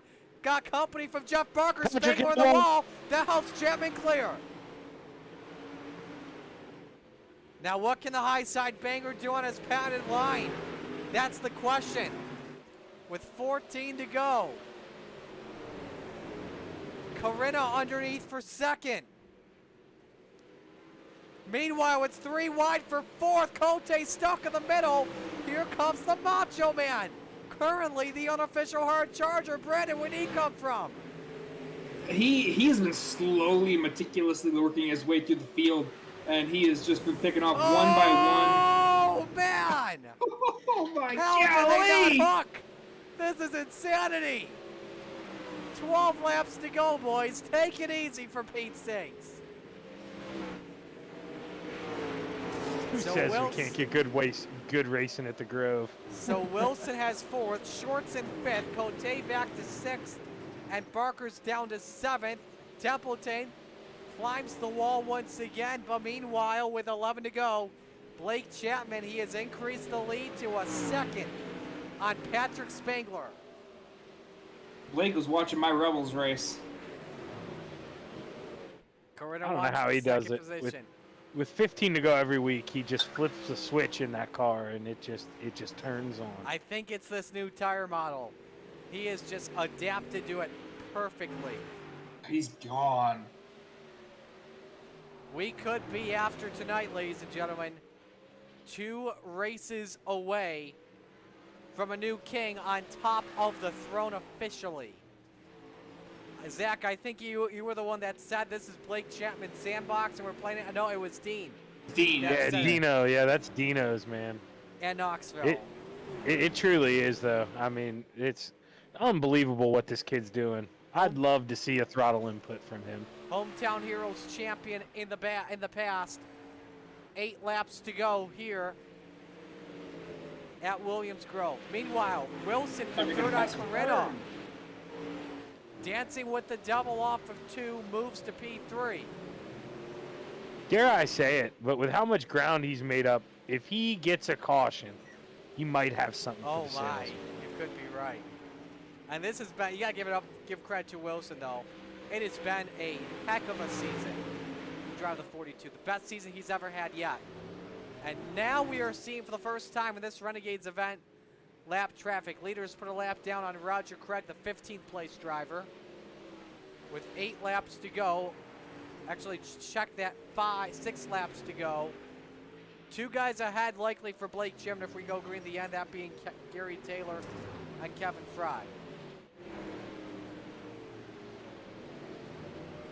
Unbelievable, that drive for Wilson, though. There are 3 guys right now with 0 incident points, and he's one of them. Who are the other 2? Let me pull that up here.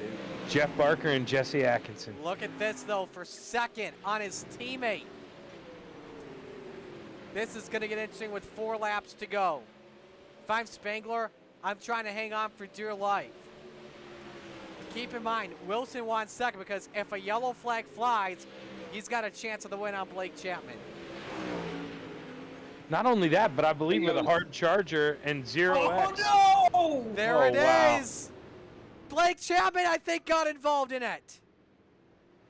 What? I don't know. What is this yellow floor? Is it for Kemper? Yeah, Lapper in front of Blake Chapman. Did get involved. He got Gary Taylor and Blake Chapman got together. Oh my goodness. And Kemper, he ran into Kemper. Oh no. Wow, Kemper had already was spun out. Kemper already spun, and as he was about to tow it. Wow, that was very strange. I'm not seeing a lot of damage on the front end of Chapman's car. He might have just got the luckiest break in the world. I don't know what, he was slowing up, and then all of a sudden the car looped. Gary Taylor kind of got loose in front of him. He had to slow up originally, and then Kemper was just right there, and he had nowhere to go. He just had to pray. And hopefully that's not too much damage to take him out of contention. Gary was sideways already by himself, and man, just not in time. Well, this just got interesting now. Single file the rest of the way, and it's a 3-lap shootout to decide who wins this one. Who this hurts was Tyler. He was going on the pass on Patrick Spangler on the backstretch. He was actually just past his nose, and the caution came out and took that all away. So now he's got a lot more work to do. Now, Zach, what are the incident points between Blake and Patrick at the moment? Let me look here.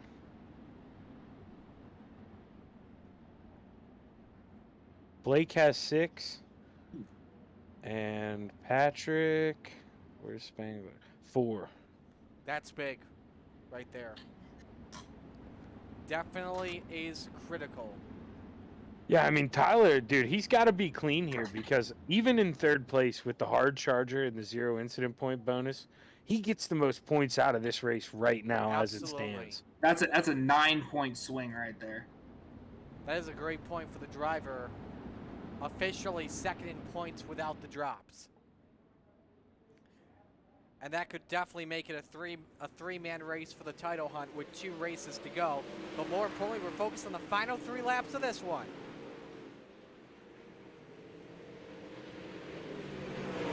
Nice exit from Spangler. He could close in on Chapman going into 3.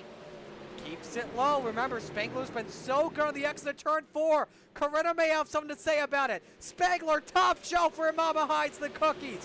Can't get it to work with 2 circuits remaining. Wilson low for second.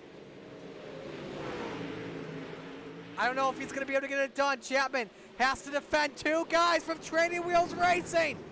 Wilson may throw the needle off the pedal. The caution is back out. No, we did not want that, boys. And we we did are not want that. Going to overtime. Chad Cote has a demolished 11C. Oh. Coming to the white flag, and again. Oh, that's, oh my goodness! What the hell? Oh! That's the hardest that we've seen here tonight. Into Atkinson. Oh. Head on with that opening. Major wreck. Watch this on. That gives me flashbacks to the World of Outlaws 2002 game at freaking I-55. The opening and the backstretch, that's the hardest hit you'll ever freaking take. And that gave me flashbacks to it. There's Atkinson. I think that was the 51, a short that lost the front wing. It was.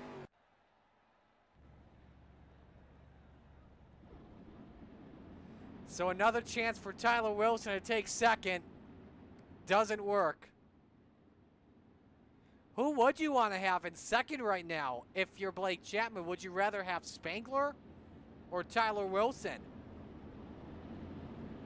I mean, I hate to rip on the points leader, but it seems like right now Tyler Wilson's faster. So I think, you know, I don't think you want him behind you right now.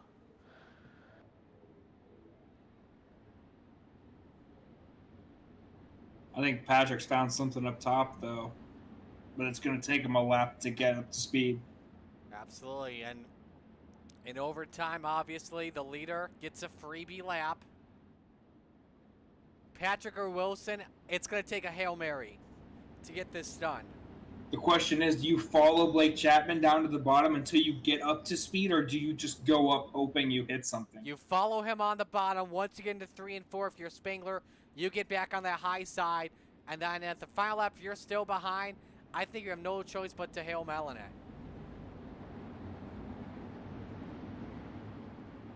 But we'll see here. Chapman looking for win 2. Wilson and Spangler looking for win 3. Here we go. Blake went a lot later that time. That really gave him a good jump on the restart. Wilson looks for second on Spangler once again. Great corner exit for the 42, but he nearly catches the wall. May have had to let off the throttle. Coretta underneath. Barker underneath as well in the picture for the possible win. Wilson moves up to second. White flag is out with 1 to go. Everything happening behind the salesman, Blake Chapman. Coretta loses it. The Galen's homegrown popcorn, KSR number 20.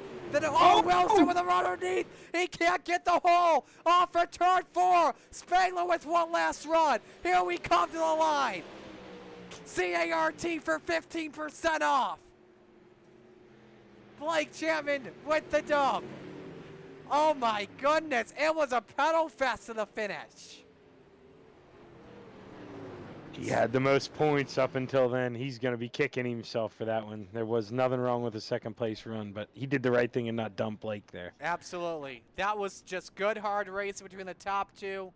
Wilson had a hole. Just did not work, unfortunately. And that likely cost him the hard charger. Spangler second. But look at who finishes in the 3rd spot, guys.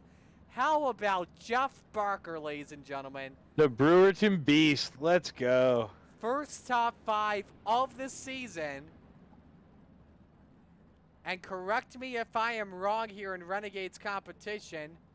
that actually ties him with Lernerville from last year in January for his best finish in the Renegades. One of the best guys in here. Not many people deserve it more than him. Good for Jeff. Let's go back to that final lap.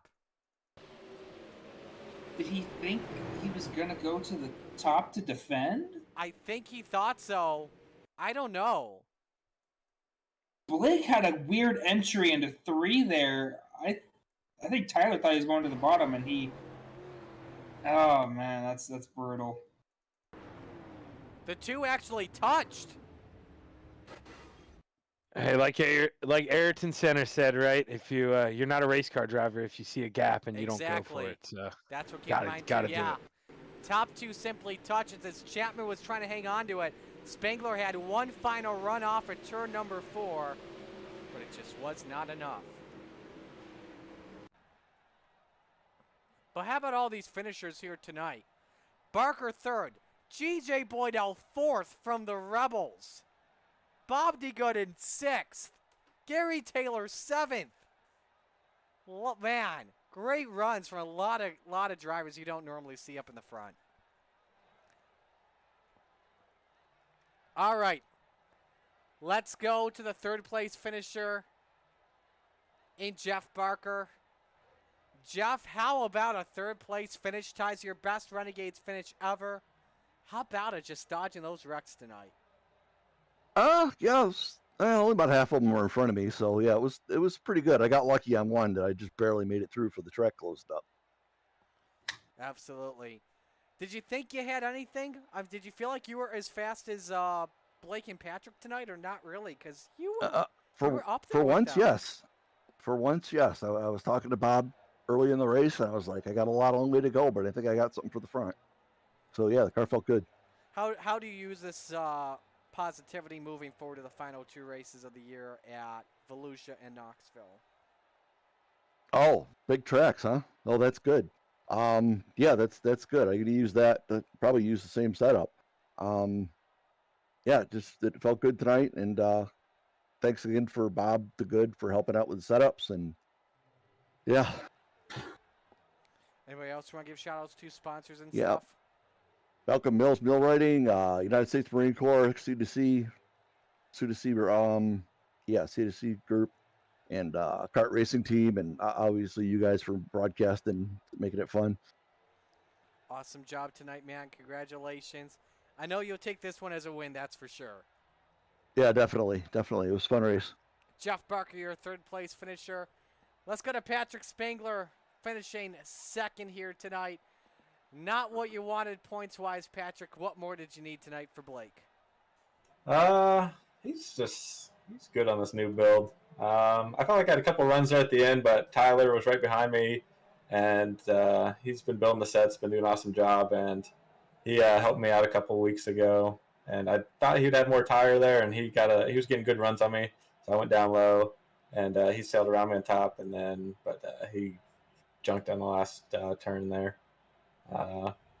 Maybe just another lap or 2, because I know Blake got in that lap car and he was a little damaged, so a lap or 2 I may have had a shot at him. The power you had in turns 3 and 4 on that final lap, did you feel like that was enough to maybe pull up to him side by side at the end? I was pretty surprised because I was behind Tyler going into 3 and 4, I think, and then I pulled it within, I think, 0.2 of them, and that's why I think if one more lap, I may have had him there. Had 50% left on the tire, so she was a little squirrely, but it was still pretty fast up there. Who do you want to give shout-outs tonight on this one? Just you for the awesome broadcast, and Zach and Brandon there helping you out. Roger for on the league. Kevin Fry for adminning. Tyler for the awesome setup again. He's been killing it this season on building them himself. And Train Wheels Racing, Brandon, congrats on the win earlier too. Sorry, couldn't make it 2 for 2. And Dad, Uncle back home watching. Alrighty, well, we'll let you go. Great job tonight, and we'll see you next week. All right, sounds good. See you. Patrick Spangler, our 2nd place finisher here this evening. To the winner we go in Extreme E-Speed TV Victory Lane. Your winner tonight is Blake Chapman. Blake, long time no see, but man, oh man, was that not easy to get that win. Oh man, yeah, that was quite a race. I figured there at the very end, I was either gonna win it or I was gonna drive it so hard the wheels fell off the thing.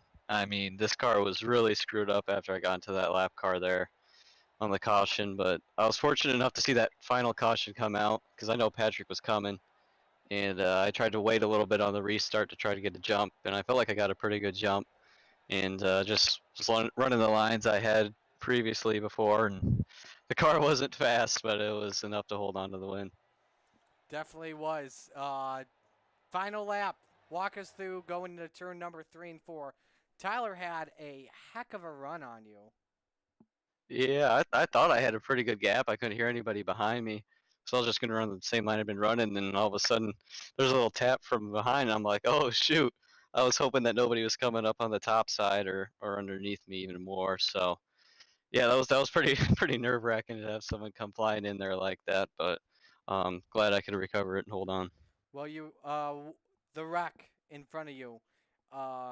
Kemper obviously spun out in front of you. What happened from your perspective?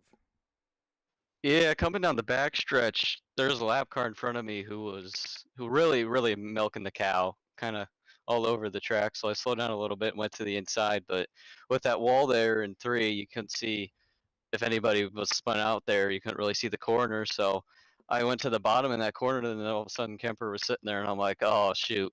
Yeah, unfortunate. Hopefully I didn't damage Jeff too much or get him a couple more X's there. But yeah, I just couldn't see him coming into that corner, unfortunately. But I'm glad that we only had a couple laps left, because that would have happened earlier on in the race. I would have had a pit for sure.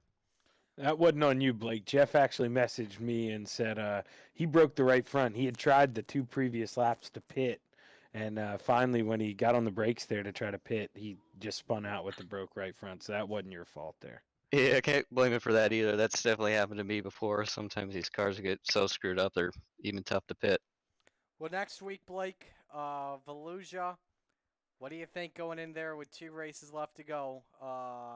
Could be winning your first championship in the Renegades, but obviously it is very close.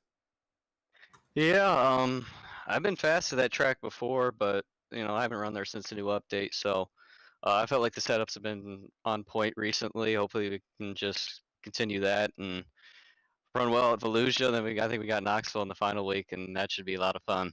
A lot of fun there. So yeah, hopefully good things will come next week. Who do you want to give shout-outs to? Oh, I got to shout out my parents and grandparents, Steve Bixler, everybody watching and supporting. Got to shout out the boys down at the Krite Sim Racing team and the Can-Am Racing team. And of course, I got to give a shout out to Galen's Gourmet Popcorn. Yes, you do. You can head over to their website and use code CART, C-A-R-T, at checkout for 15% off some of their delicious popcorn. The official popcorn of the Coast to Coast Racing League. The guys love it. I got to thank all the guys. Week. Oh yeah, I got to thank all the guys for coming down and eating the popcorn. I had a blast with all you guys. Hopefully we'll do it again next year. And then I mentioned you could use code CART to get 15% off some of that delicious popcorn. Yes. Hopefully I did. Yes, and I got to thank you guys for putting this broadcast on. I actually even mentioned it too when you took the checkered flag tonight. Oh, that's great. So that's great. Welcome. Thanks, Marty. No problem. Alrighty. Congratulations, your 2nd win of the season. Well done, man. Thanks, Marty. Blake Chapman, he is in victory and what I miss. That is actually one of the flavors that I ordered, Zach. He's got it. He actually has it right here. Yeah, he kicks my butt so much. I figured, I've ordered 3 or 4 times by now. Hey, isn't that supposed to go to me? Because that's birthday cake. Oh. Hey, this is my flavor right here. Nice. I wish I could eat it, but I know it tastes good. I got some of that coming in the mail here pretty shortly, so nice. I'll be enjoying it. Alrighty. Late Night GT3 is coming up in just a bit on the Coast to Coast Racing Network.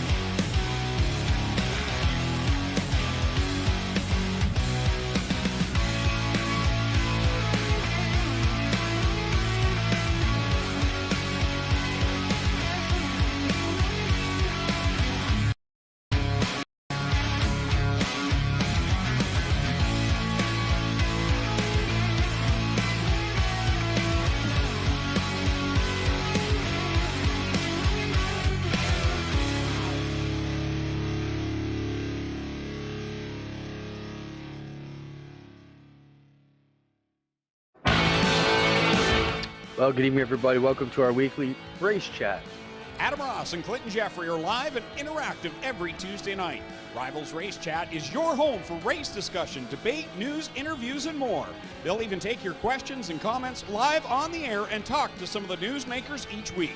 Tune in every Tuesday night at 8 p.m. on GeForce TV.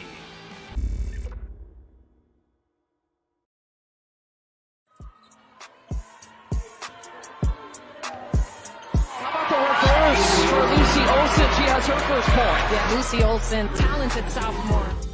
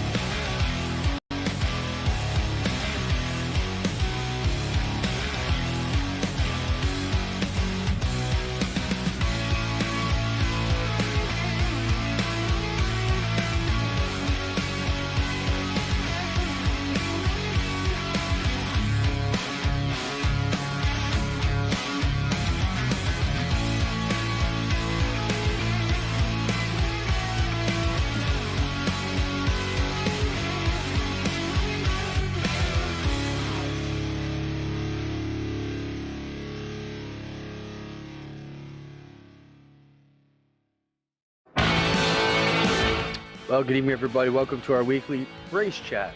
Adam Ross and Clinton Jeffrey are live and interactive every Tuesday night. Rivals Race Chat is your home for race discussion, debate, news, interviews, and more. They'll even take your questions and comments live on the air and talk to some of the newsmakers each week. Tune in every Tuesday night at 8 p.m. on GeForce TV.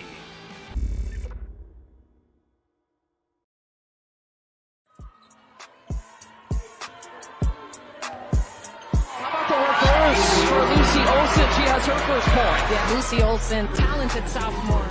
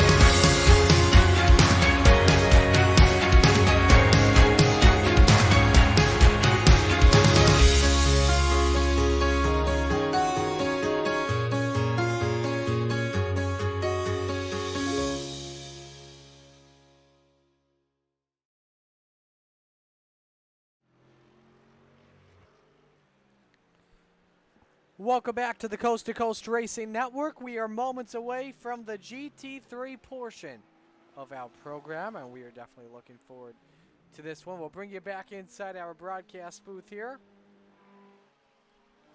If we can pull it on up. There we go. Marty Scala alongside Zach Chapman. Let me sit up for just a bit. It's been a long night for me here, and still continuing to be a long day, still trying to get back used to the Eastern time zone after the week spent on the Central time zone. But anyway, GT3s at Imola. The main guy we talk about in this one is Bob Light, and he is currently on a tear right now at the moment.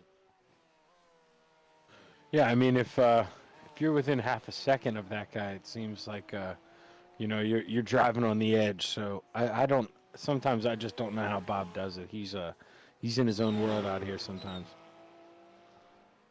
Absolutely. We'll bring it up here on your screen. See the 6 drivers here loaded up, and it's Bob Light, followed by, I believe, Brandon Combs, G.J. Boydell, Bob DeGood, Preston Kramer, Jeff Barker, and Jeremy Tate have joined us for this 45-minute showdown here at Imola in San Marino. Let's talk about this track while we're at it here. And this is a fun track to race on Formula One as well as on iRacing. 3-mile circuit, 19 corners. The lap record in an F1 car is minute 15 set by Lewis Hamilton. in 2020. The big corners that stand out to me here, obviously there's a lot of quick chicanes here. I feel like the biggest corners that stand out to me, the final two left-handers turn 17 and 18 at Rivasa. That could determine the winner. Yeah, if you pick up the throttle too early in either, that rear end will float out on you, and if you get out there in the grass, you're gone. So it's all about throttle control in those last two corners for sure. Taking a ride on board here with the 7 of Bob DeGood, can show you where he is at. I believe this is turns 11, 12, and 13, Ake Minerali. Yes, that is where he was at. Now he comes into turns 14 and 15, Variante Alta. And this corner exit, the asphalt to the right, you can actually use that on F1, but I don't think you can use it on iRacing. Now we're approaching the final braking zones that I mentioned, could be a game changer. These two corners remind me a little bit of, I think Sebring has a pair of corners a lot similar to that, but not at the end, like about halfway through the circuit.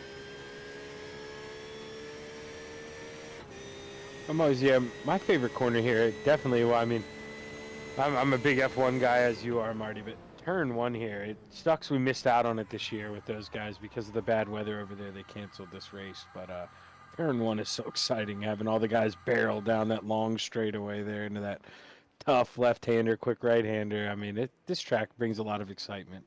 Yeah, absolutely it does. So it's Bob Light that starts on pole position. There he is in his number 77 Ferrari GT3.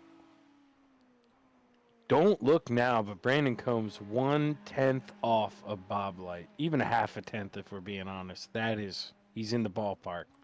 Could make this a show.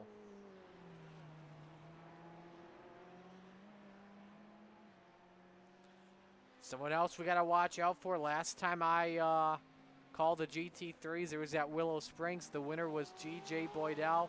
He's had a fun night tonight. 4th in both dirt races. And I talked with him between races. I got to see what he said. I told him, awesome job. You had 2 fourths. Now go win one, won't ya? And he said, Bob Light is there. No chance. But, you never know in this, right? You never know. Hey, Bob. It's few and far between, but I've been in a race where Bob Light spun out. He's human. He's just like us. If Brandon can put the pressure on him, who knows what can happen tonight. Heck, I've even been in a race where I nearly beat Bob Light. And that was, I think it was the Xfinity Series, or it was the Oval races on week 13 at Charlotte. So. Yeah, that's something to write home about. That guy, man, he knows how to wheel it with the best of them. Absolutely. So you see the starting lineup up there, or hold on a second. Oh, nope, these are the final seconds of qualifying, just winding down. Some drivers going on the track one final time to just get a good warm-up set up. That's Preston Cranmer in car number 07. Yeah, definitely won't make it back around to the line for this lap to count, but just probably trying to go out there and get a feel.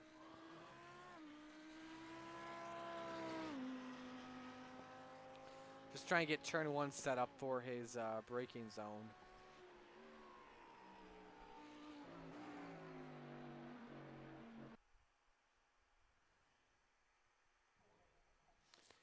Alrighty, I think we are ready for the feature now. So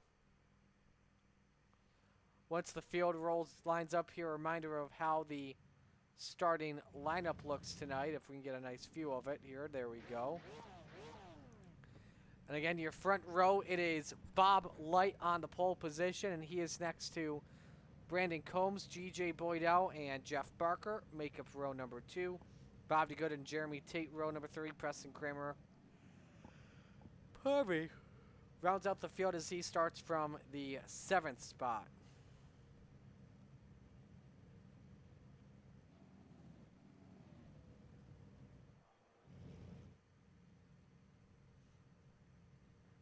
trying to see where the field is lined up here.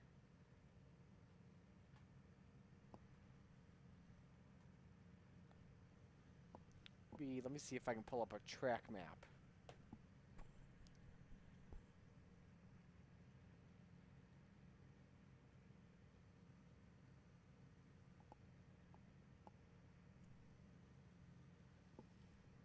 And I won't be able to use the track map. I believe looking at this, I think they're on the straightaway right after turn 12. I believe so too.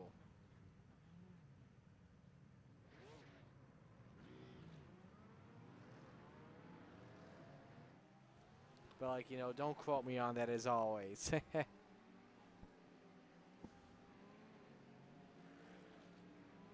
Yeah, I think we're right. We're right there. Yeah, because this has been, because we have been shortening pace laps up a lot lately, so.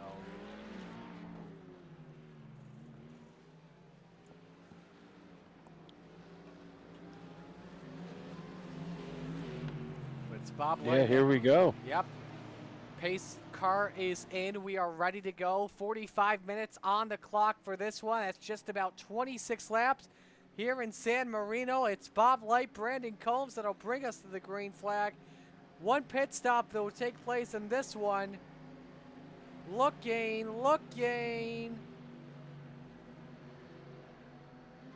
Green flag is out, the lights are on.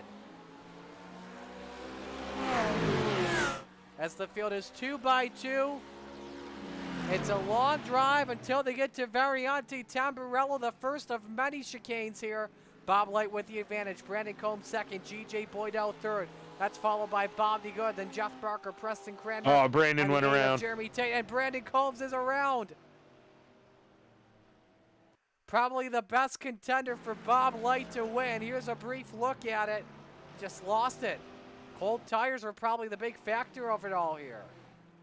Yeah, it's a case of, you know, you see Bob put in an even faster time there after we were talking. He was 8/10 up on him in qualifying. So when you see that, I mean, you got to try to get corner exit and get that draft every chance you can. And he's just trying to push it too hard too early.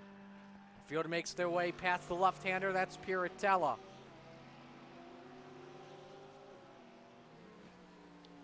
All the drivers just staying patient here for right now at the moment. Trying to use every part of the curbing to their advantage here. Let's show you the track rules on the screen. Turn 4 on corner exit, if you use the edge of the red-white curbing, that was off track. Same with turn number 6, turn number 7, turn 8, turn 10, turn number 12. That's why I was talking about F1 earlier, and then turn 15. Those are the Yeah, you know, go ahead, Marty, some people, if you watch F1, they complain a lot about the track limits. Personally, I like it. I like, you know, if you see white lines there, stay in between them. You know, the curb's only going to get you in trouble. I like the white line. Lap 1 up on the board, and it's led by the Ferrari of Bob Light. You see the manufacturers up there on your screen. A lot of Porsches in the field here tonight as you look at them on the screen.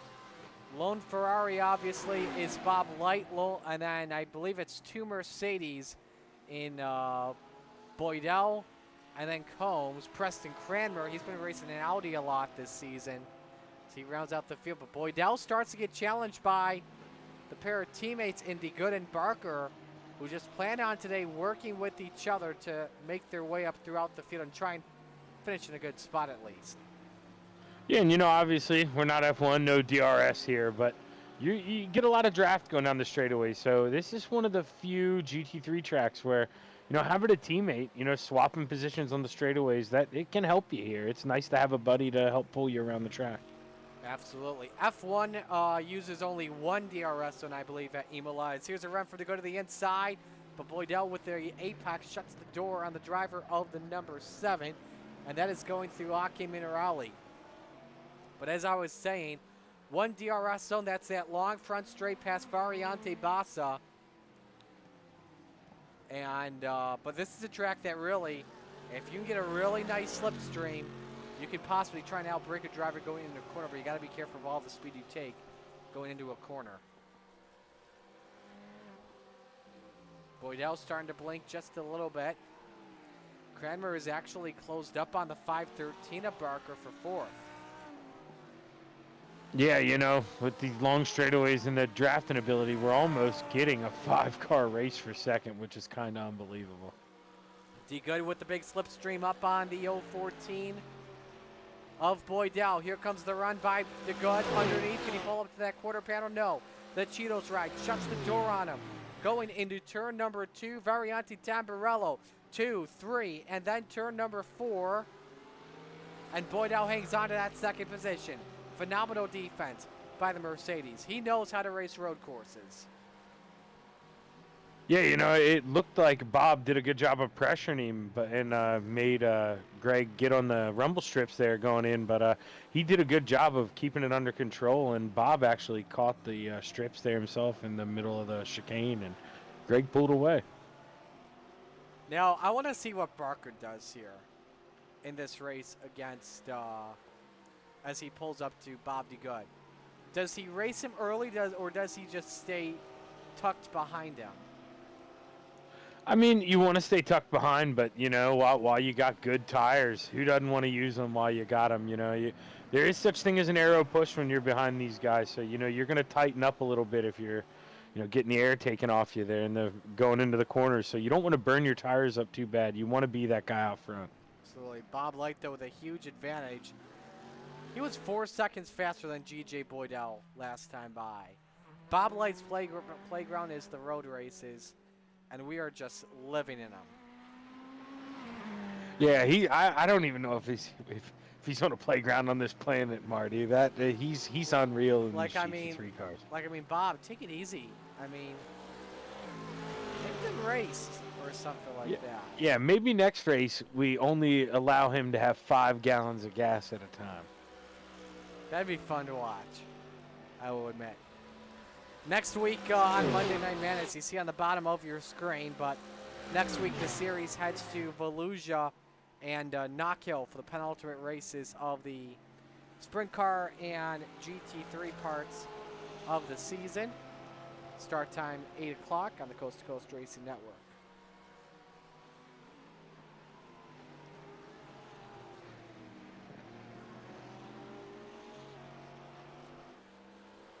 Tate looked for a run on Preston Cranmer for the 5th spot. Now he looks left, and that's in the Tulsa corner. That long left-hander with a preferred advantage in turn 8. This quick right-hander goes to Cranmer. Now who outbreaks entering Piratella, the left-hander? Cranmer still has it. Tate with a preferred line, though, on the apex. Cranmer goes off just barely. He hangs on for 5th. That was some good defense there, Zach, by the Ayla Outlaw. Yeah, it was, but you almost got to wonder, is the defense worth possibly losing the draft? Maybe, you know, if he wants to go that bad, just fall in line, let him go, because I don't think you want to hinder your chance at, you know, you're looking at second place, only a second up the road, so you want to make sure you're there at the end. He's still, though, 0.4 of a second behind Barker, so he would be able to get a slipstream if he's able to keep that gap out of Rivasa. Yeah, no, for sure. But you're putting a lot of trust on that guy behind you, you know, hoping he doesn't outbreak himself and put you, you know, over the curb there in the middle of the corner on the apex. And, oh, man, but Cranmer had a phenomenal exit out of yes, turn he 18. did. Look at that. Right up to Jeff Barker. Gap is at a car length and a half. And Barker doesn't even have the slipstream anymore on DeGood. Yeah, no, he's at that point where he ain't getting much help.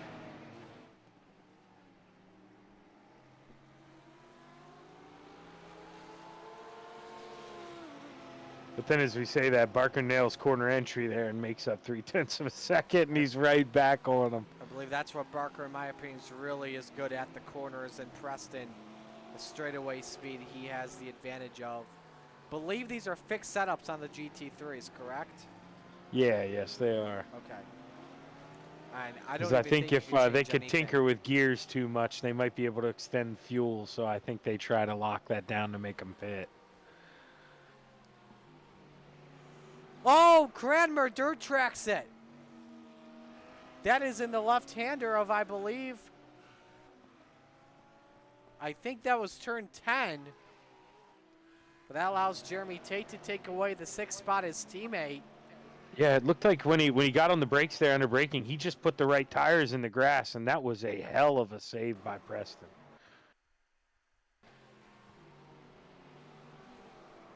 That was actually the left-hander in turn 9, Piratella.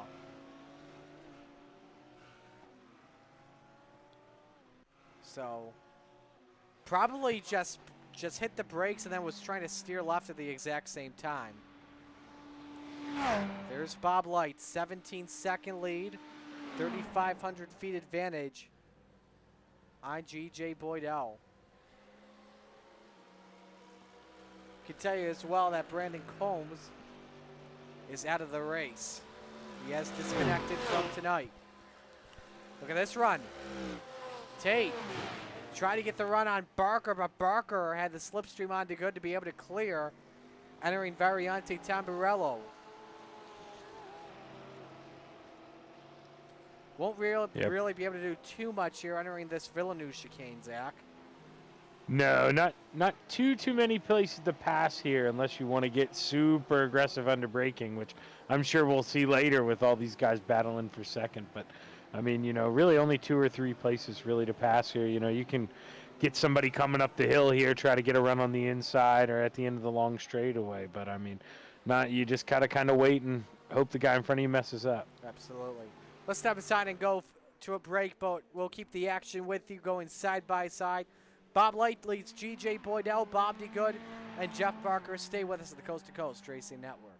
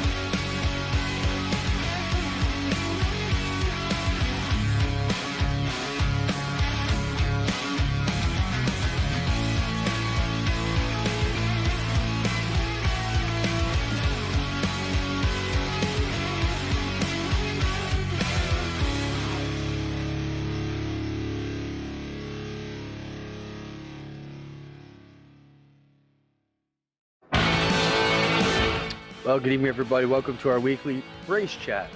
Adam Ross and Clinton Jeffrey are live and interactive every Tuesday night. Rivals Race Chat is your home for race discussion, debate, news, interviews, and more. They'll even take your questions and comments live on the air and talk to some of the newsmakers each week. Tune in every Tuesday night at 8 p.m. on GeForce TV.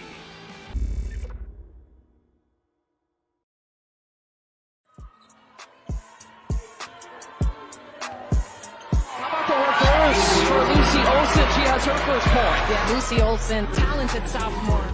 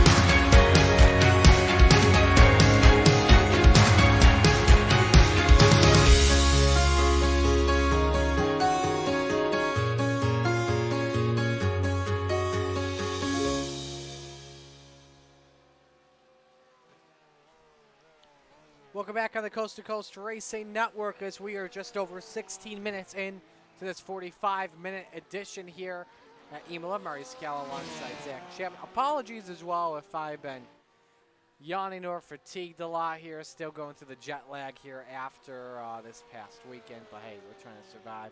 Bob Light still leading this one with G.J. Boydell in second. Had something interesting with Jeremy Tate and Preston Cranmer. I'm going to try and rewind this here. Zach, do you know what lap it was? Let me see here. I want to say lap 7, but let me check. We missed it on our screen, so. I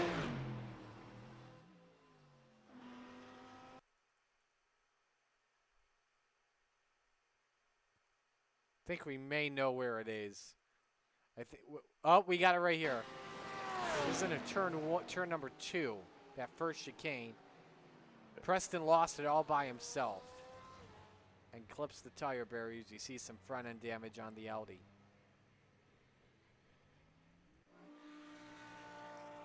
So while we're at it, Bob Light still continuing to lead. Let's take you on board here for a lap with Bob. Got the telemetry. Nope, actually we don't have the telemetry. You can see the gear on your screen and show you what he's doing here. Last lap time of 1:44.3. But just look at the way he's steering here, Zach. It's just so smooth. Nothing really too bumpy or anything that's making the force feedback mess up. No, it's unbelievable. No wasted movements at all, and that's where you see him getting him speed. He's not fighting the car coming off the corner, you know, counter steering. He's just rolling back into the throttle, and it's smooth as can be. I imagine this is what it looks like if you're riding along with Max Verstappen or somebody like that in one of these cars. I mean, he knows how to turn it on. I remember as well, Corey Schartzer, who has raced in Coast to Coast in the past. Him and I have an F1 co-op league together on the new F1 game. And we raced at Imola, and it was in the wet. He wrecked out of the race, and it actually led to a red flag. And this was when the AI was going wild and bonkers. And I actually ended up with I think a second place finish. Yeah, I think they increased the amount of people in those co-op seasons, didn't they? Can't you have more than just 2 now in the online leagues in F1? I mean, you may have to get me in on that. But I cannot remember off the top of my head.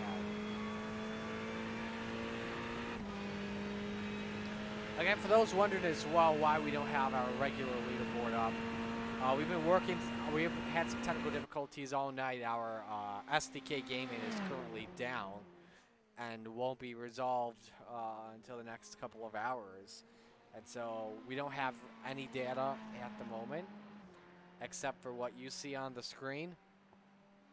And for our lap time and who's ahead or behind, we can't tell you anything about like pit stops or anything like that, unfortunately. So yeah, this is what we're going through at the moment. Let's go to some good battle. Let's go to, I think we had a change for third a little bit ago, and that was Jeff Barker in the third spot. Was it Bob DeGood in third earlier? Yeah, I believe he got him, I think, what is that? Turn 13 and 14, the last chicane. He had got him going up the hill before that. He had made a nice move there, coming out of the double right-hander. Let's see if we can find the lap. I think it may have been when he ran his best lap of the day at a 1:46.092. Let's take a look here.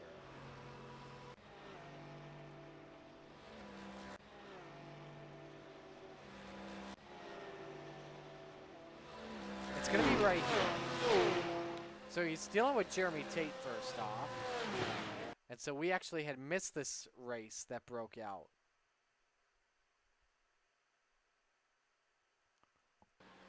So, okay, here's how it happened here. Watch DeGood in the 7. He goes wide, and I think that is in Aki Minerali. Barker just uses it to his advantage. Shallow entry, but smooth through the Alta chicane to take away the third position. That happened on lap number 6, so that was a little while ago. But still Bob Light out in front with a 32-second advantage on G.J. Boydell. And Zach, we actually have pit stops coming up in just a little bit. Drivers just with the opportunity. Greg's pitting right now. Yep, Boydell comes in. Drivers only take fuel here in this one. However, though, we did have at Willow Springs a couple weeks ago, I think it was Combs, somebody took tires by mistake and it almost paid off. Yeah, now if you're Bob Light, are you Max Verstappen over the radio and you're yelling at your crew chief, you know, I'm taking tires, I want the fast lap here at the end? Because, I mean, he's got plenty of room to do it. If I was him, I wouldn't even think about gas only. Same.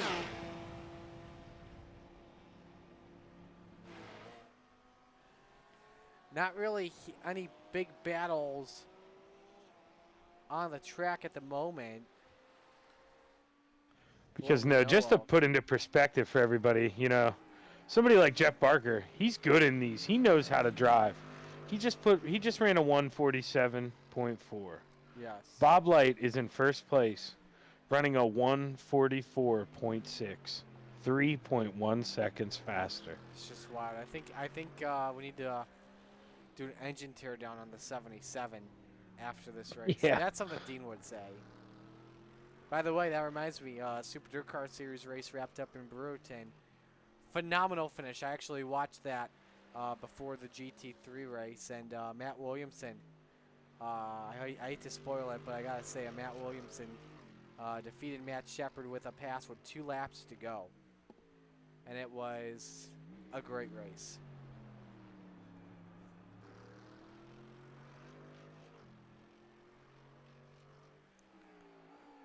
So we haven't really talked a lot about Boydell, but he has had a really good race so far in that second spot, Zach. Yeah, no, he really has, and I'm just literally was rewinding. I went back and looked at the lap that he, made his pit stop on to see if maybe he got in the wall or something, wondering why he pit that early. And no, he just felt like that was the time to go because the lap he pit, it was smooth. You didn't go off track or nothing. He just thought that was the time to go. So we'll see if it pays off. Hey, while we are at it as well, while we've got not really a lot to talk about, we want to say hello to our friends at Osh Weekend Speedway, the official sponsor of Monday Night Madness. This is a huge week for them because you've got the NASCAR Penny Series in town. The second time ever the Penny Series has run on the dirt. It was a phenomenal race last year. Can't remember who won it last year. Roger would know the answer a lot better than I would. They also got a big sprint car race happening. A lot of drivers racing in that, like Dylan Westbrook, Jessica Friesen, Paulie Colagiovanni. It's a big week for the folks at Osh Weekend Speedway, and that is live on G-Force TV, I believe, tonight. Tomorrow, I think it's live on Flow Racing, but I can't remember. Could be on both, Connor, too. he can't stop talking about it. That must be a big show for the boys up there in Canada. He's been talking about it all week in our Gambler chat. So that's definitely, after you're done watching us, click that over and hit the rewind and watch that tonight. It's going to be a good show. His dad's been having a lot of fun calling races tonight, that's for sure. So, Bob DeGood now in the pits, so he'll give up his third position to bring his Porsche in for a top off on fuel. Next week, let me see if we have our standings updated on the dirt side of things. They've been doing really good at updating them for us. And yes, they have 2 weeks to go. Blake Chapman's still with the nod. I can't give you the exact deficit in points with the drops, but it has to be really tight. It has to be very tight.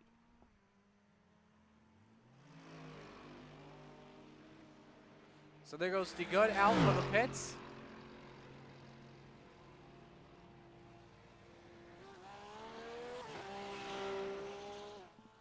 Uh-oh. Did I hit the wrong button? No, I did not. So this moves Jeff Barker in the second spot. And we are just waiting on the top 3 on the racetrack to pit.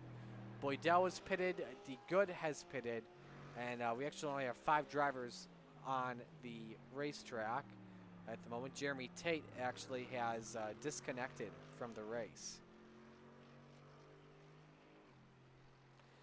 Bob Light is still setting fast laps. I believe his last lap here, Zach. I just want to make sure I have this right. 143.910.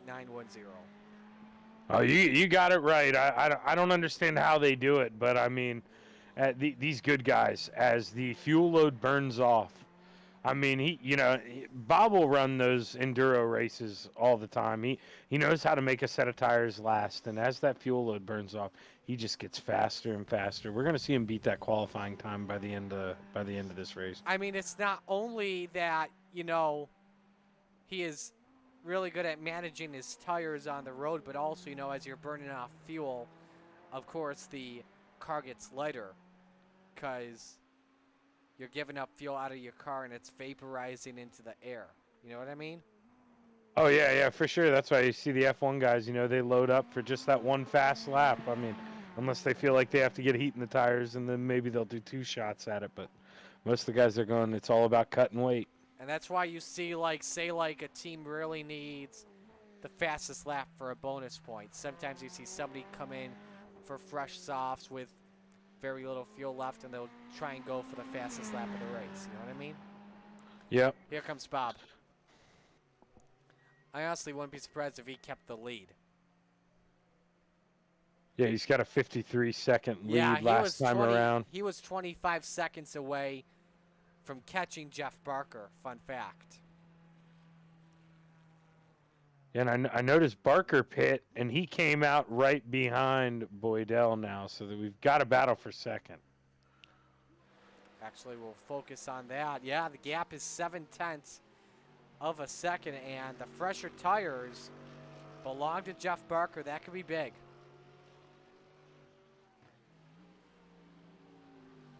Yeah, I think he's just going to, bide his time here, just hang out for a little bit and try to see where he's faster than Greg and then try to go by him here. But, back to that, not to hop around here, but you were talking about, that the point standings over there. So I went and did a little bit of math, and Blake's crappiest race was 49 points. So that's going to drop him down to 568. He's going to have a 15-point lead on Patrick. That win definitely helped out. Now, where's Tyler Wilson with the drops? I would love to know that. And again, all this is unofficial. So Tyler Wilson and Patrick, they're going to stay where they're at because they both missed a race. So they're already at 8 races. They're where they're at. They have 2 drops still, though. So you would have to just... Oh, we're doing 2. Okay. Then, yeah, I'll have to figure that out. So, but, I mean, I feel like if Wilson stayed in that second position, I feel like right now it would be a 3-man race for the championship with 2 races to go.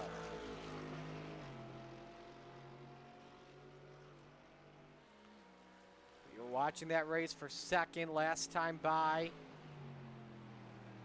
It was 0.7 of a second. The gap is down to 0.4 of a second. And Barker is on striking distance on Boydell as the field makes their way through the long left-hander in Tosa. I would watch this front straight very closely here, Zach. Yeah, he's gonna maybe, Jeff might try to pull the move he pulled on his teammate here if he can get a good run up the hill. I can tell you as well, we have 4 drivers now left on track. Preston Cranmer has disconnected from the activities. So he will take the money and run, take his points and run. So if we're doing 2 drop weeks, Marty, it's a 3-point lead that Blake has on Patrick. Wow. 3 points. And for Tyler Wilson, how many is he back? Let me see here.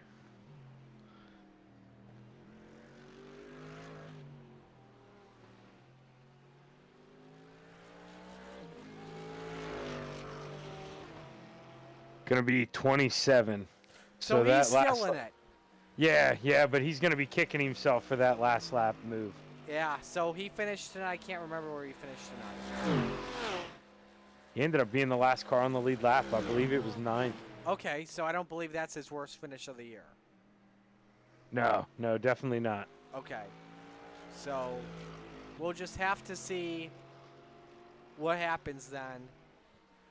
Now, if he were to finish in second and would have the hard charger, what would the gap be? Do you think?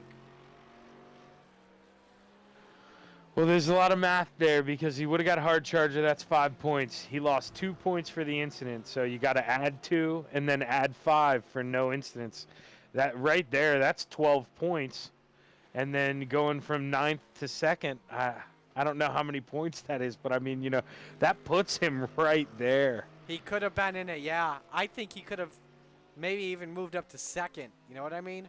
Yeah, it would have been close. It would have been within 5 or 6 points for sure. That's crazy.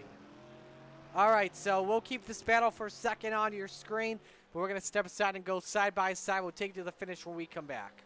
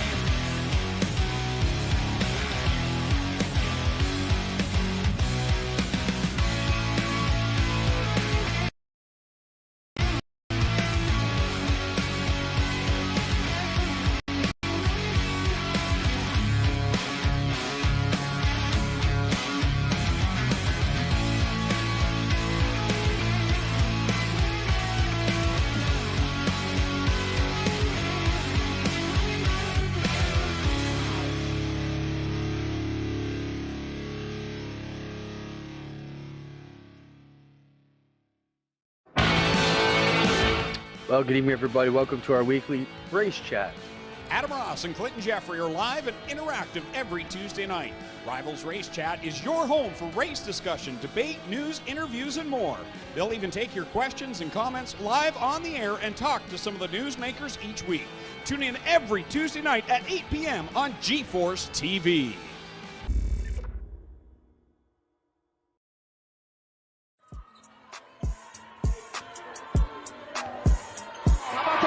For Lucy Olsen, she has her first point. Yeah, Lucy Olsen, talented sophomore.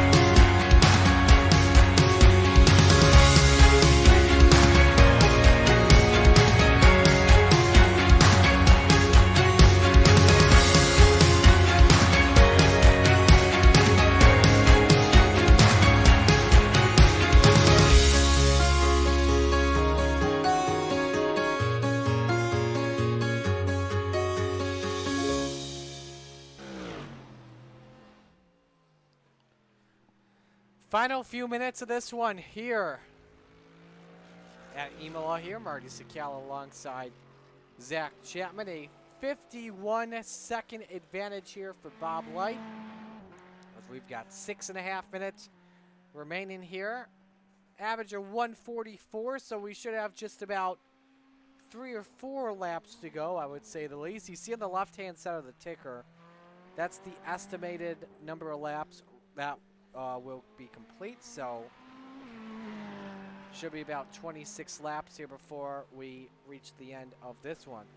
But Zach, we've been watching the race for second closely. G.J. Boydell versus Jeff Barker for second. Yeah, it seemed like Jeff maybe had something for him, came out, at his pit stop right behind Greg, but maybe was just a little bit too cautious and should have tried to go hard when he was up behind him, but we'll see if he can string a couple good corners here together and make a run here with a couple to go.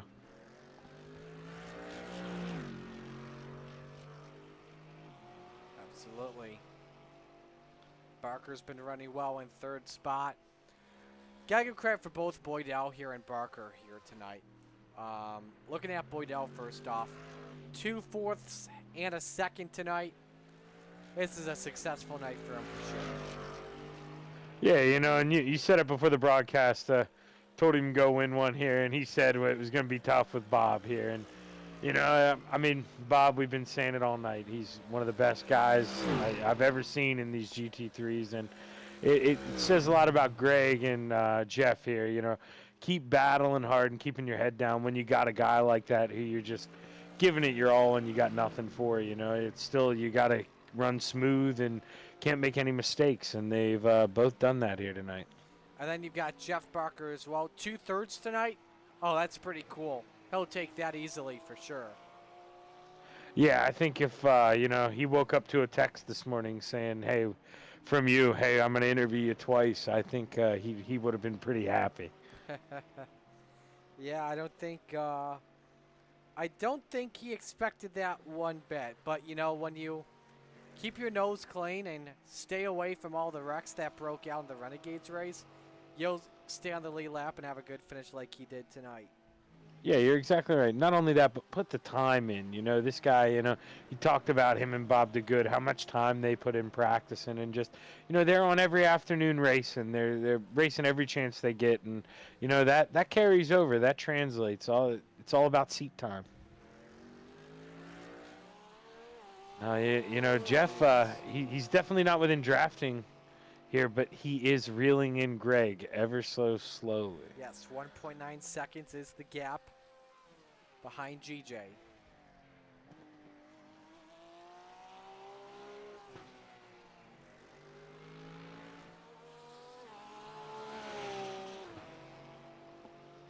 But as the laps wind down here this evening, for GT3 action, we always know that Bob Light is a butt kicker with GT3s. It doesn't matter what car it is. This win will be his third of the season, tying him with Dan McLaren for the most. Him and Dan, if they're in a race, those are the two to watch out for, and they will battle for the win.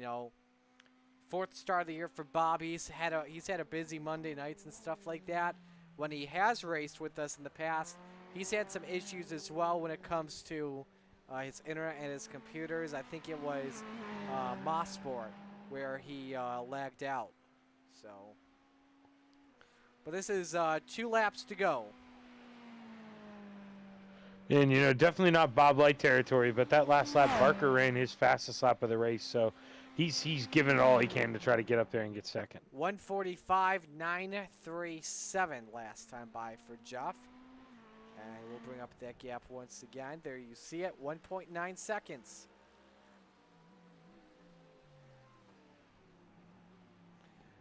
Now, I think at this point, if you're Barker, you just have to hope Boydell makes a mistake. Boydell's not even looking at that rear view mirror. He's just focused on hitting his marks.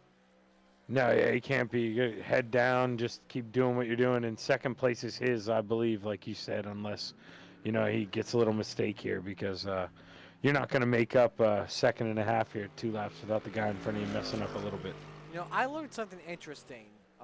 When you have all these GT3s around this track, like if they're all around one specific part, like how they were in that train to begin the race, if you focus on one car, that's the only car you'll be able to see its side view mirrors. All the other cars, their side view mirrors are black. I never noticed that until you just said that. I know some of you are probably thinking, who cares? Well, I mean, nothing really to talk about in this race tonight with what's been going on except for this domination Bob Light's put up.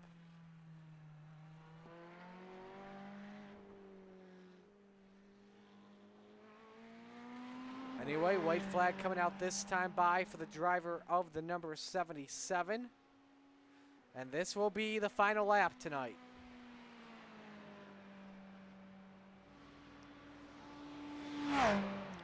Something else you got to think of here as well here in this race for second, the gap without the drops between Boydell and Barker was just about 50 points.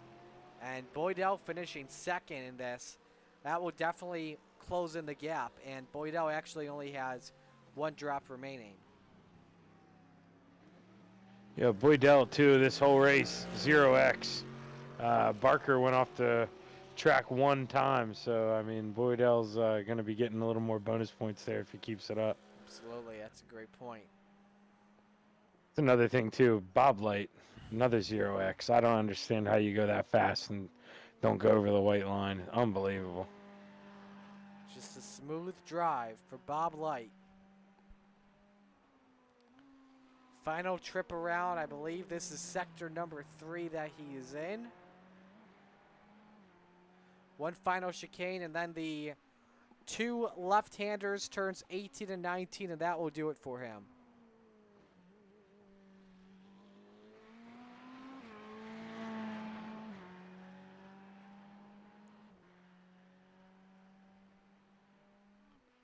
Final 3 corners for the driver of the Coast to Coast Racing League, number 77. What a race, what a drive, and what a victory. He won last week at the Hockenheim Ring, and he's going to do it again at Imola. Checkers are waving. Bob Light, the winner tonight in the GT3s.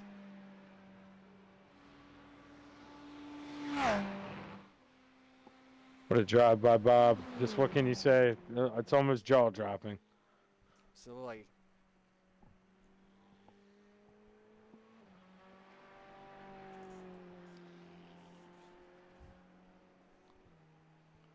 What a race he put on here this evening.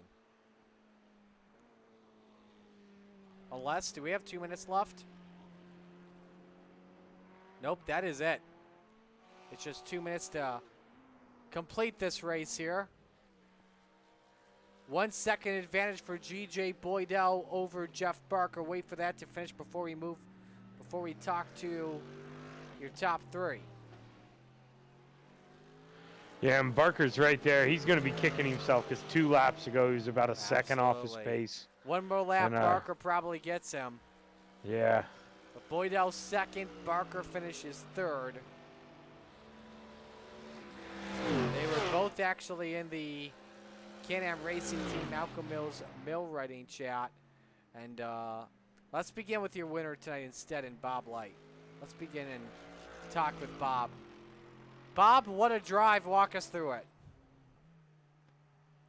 Yeah, thanks, Marty. Yeah, just don't know what happened to Brandon there at the start. That was kind of a bummer. I was hoping we could have a battle. Absolutely. How good was this this machine? 0x tonight. You kept it between the white lines. Yeah, that's what it's all about in this league. You get too many points taken off for getting those X's.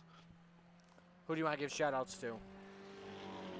Yeah, Aspire Sim Racing, all my teammates, and then all of our great sponsors, Slide Job Racing Network, RS1 Trackside, Maconi Setup Shop, Epsilon Sprint Wraps, and as always, the league, and you guys for doing the broadcast. It makes it a lot of fun. Congratulations.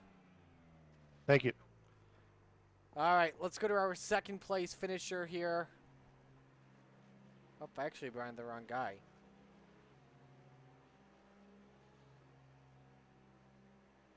I don't see him in there yet. Might have to pull Jeff up. Yeah, we don't have GJ in yet, so let's bring up Mr. Barker here. Jeff, another third place run. What more did you need though for GJ in the final few laps as you were closing in late in the going? I needed him to make a mistake. That didn't happen. Well, what do you take away though from this race, the positives as a whole? Oh, well, we didn't wreck. I wish we had more cars, but you know, it was a good race there with Boydell and the Good and Preston there for a little bit. Who do you want to give shout-outs to? Usual, you guys for broadcasting this, Coast to Coast Racing League, Malcolm Mills Mill Writing. That's about it.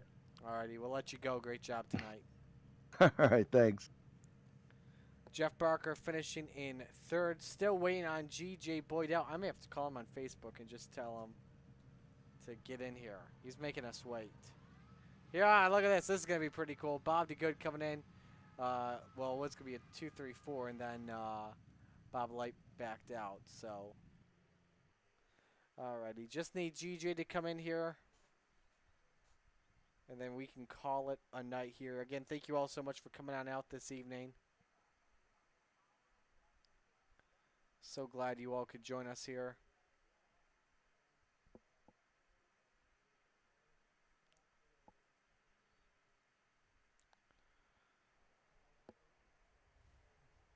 All right, we've got GJ. Let's bring him on in. GJ, a great second place run. Positives you take away from tonight and holding off Barker.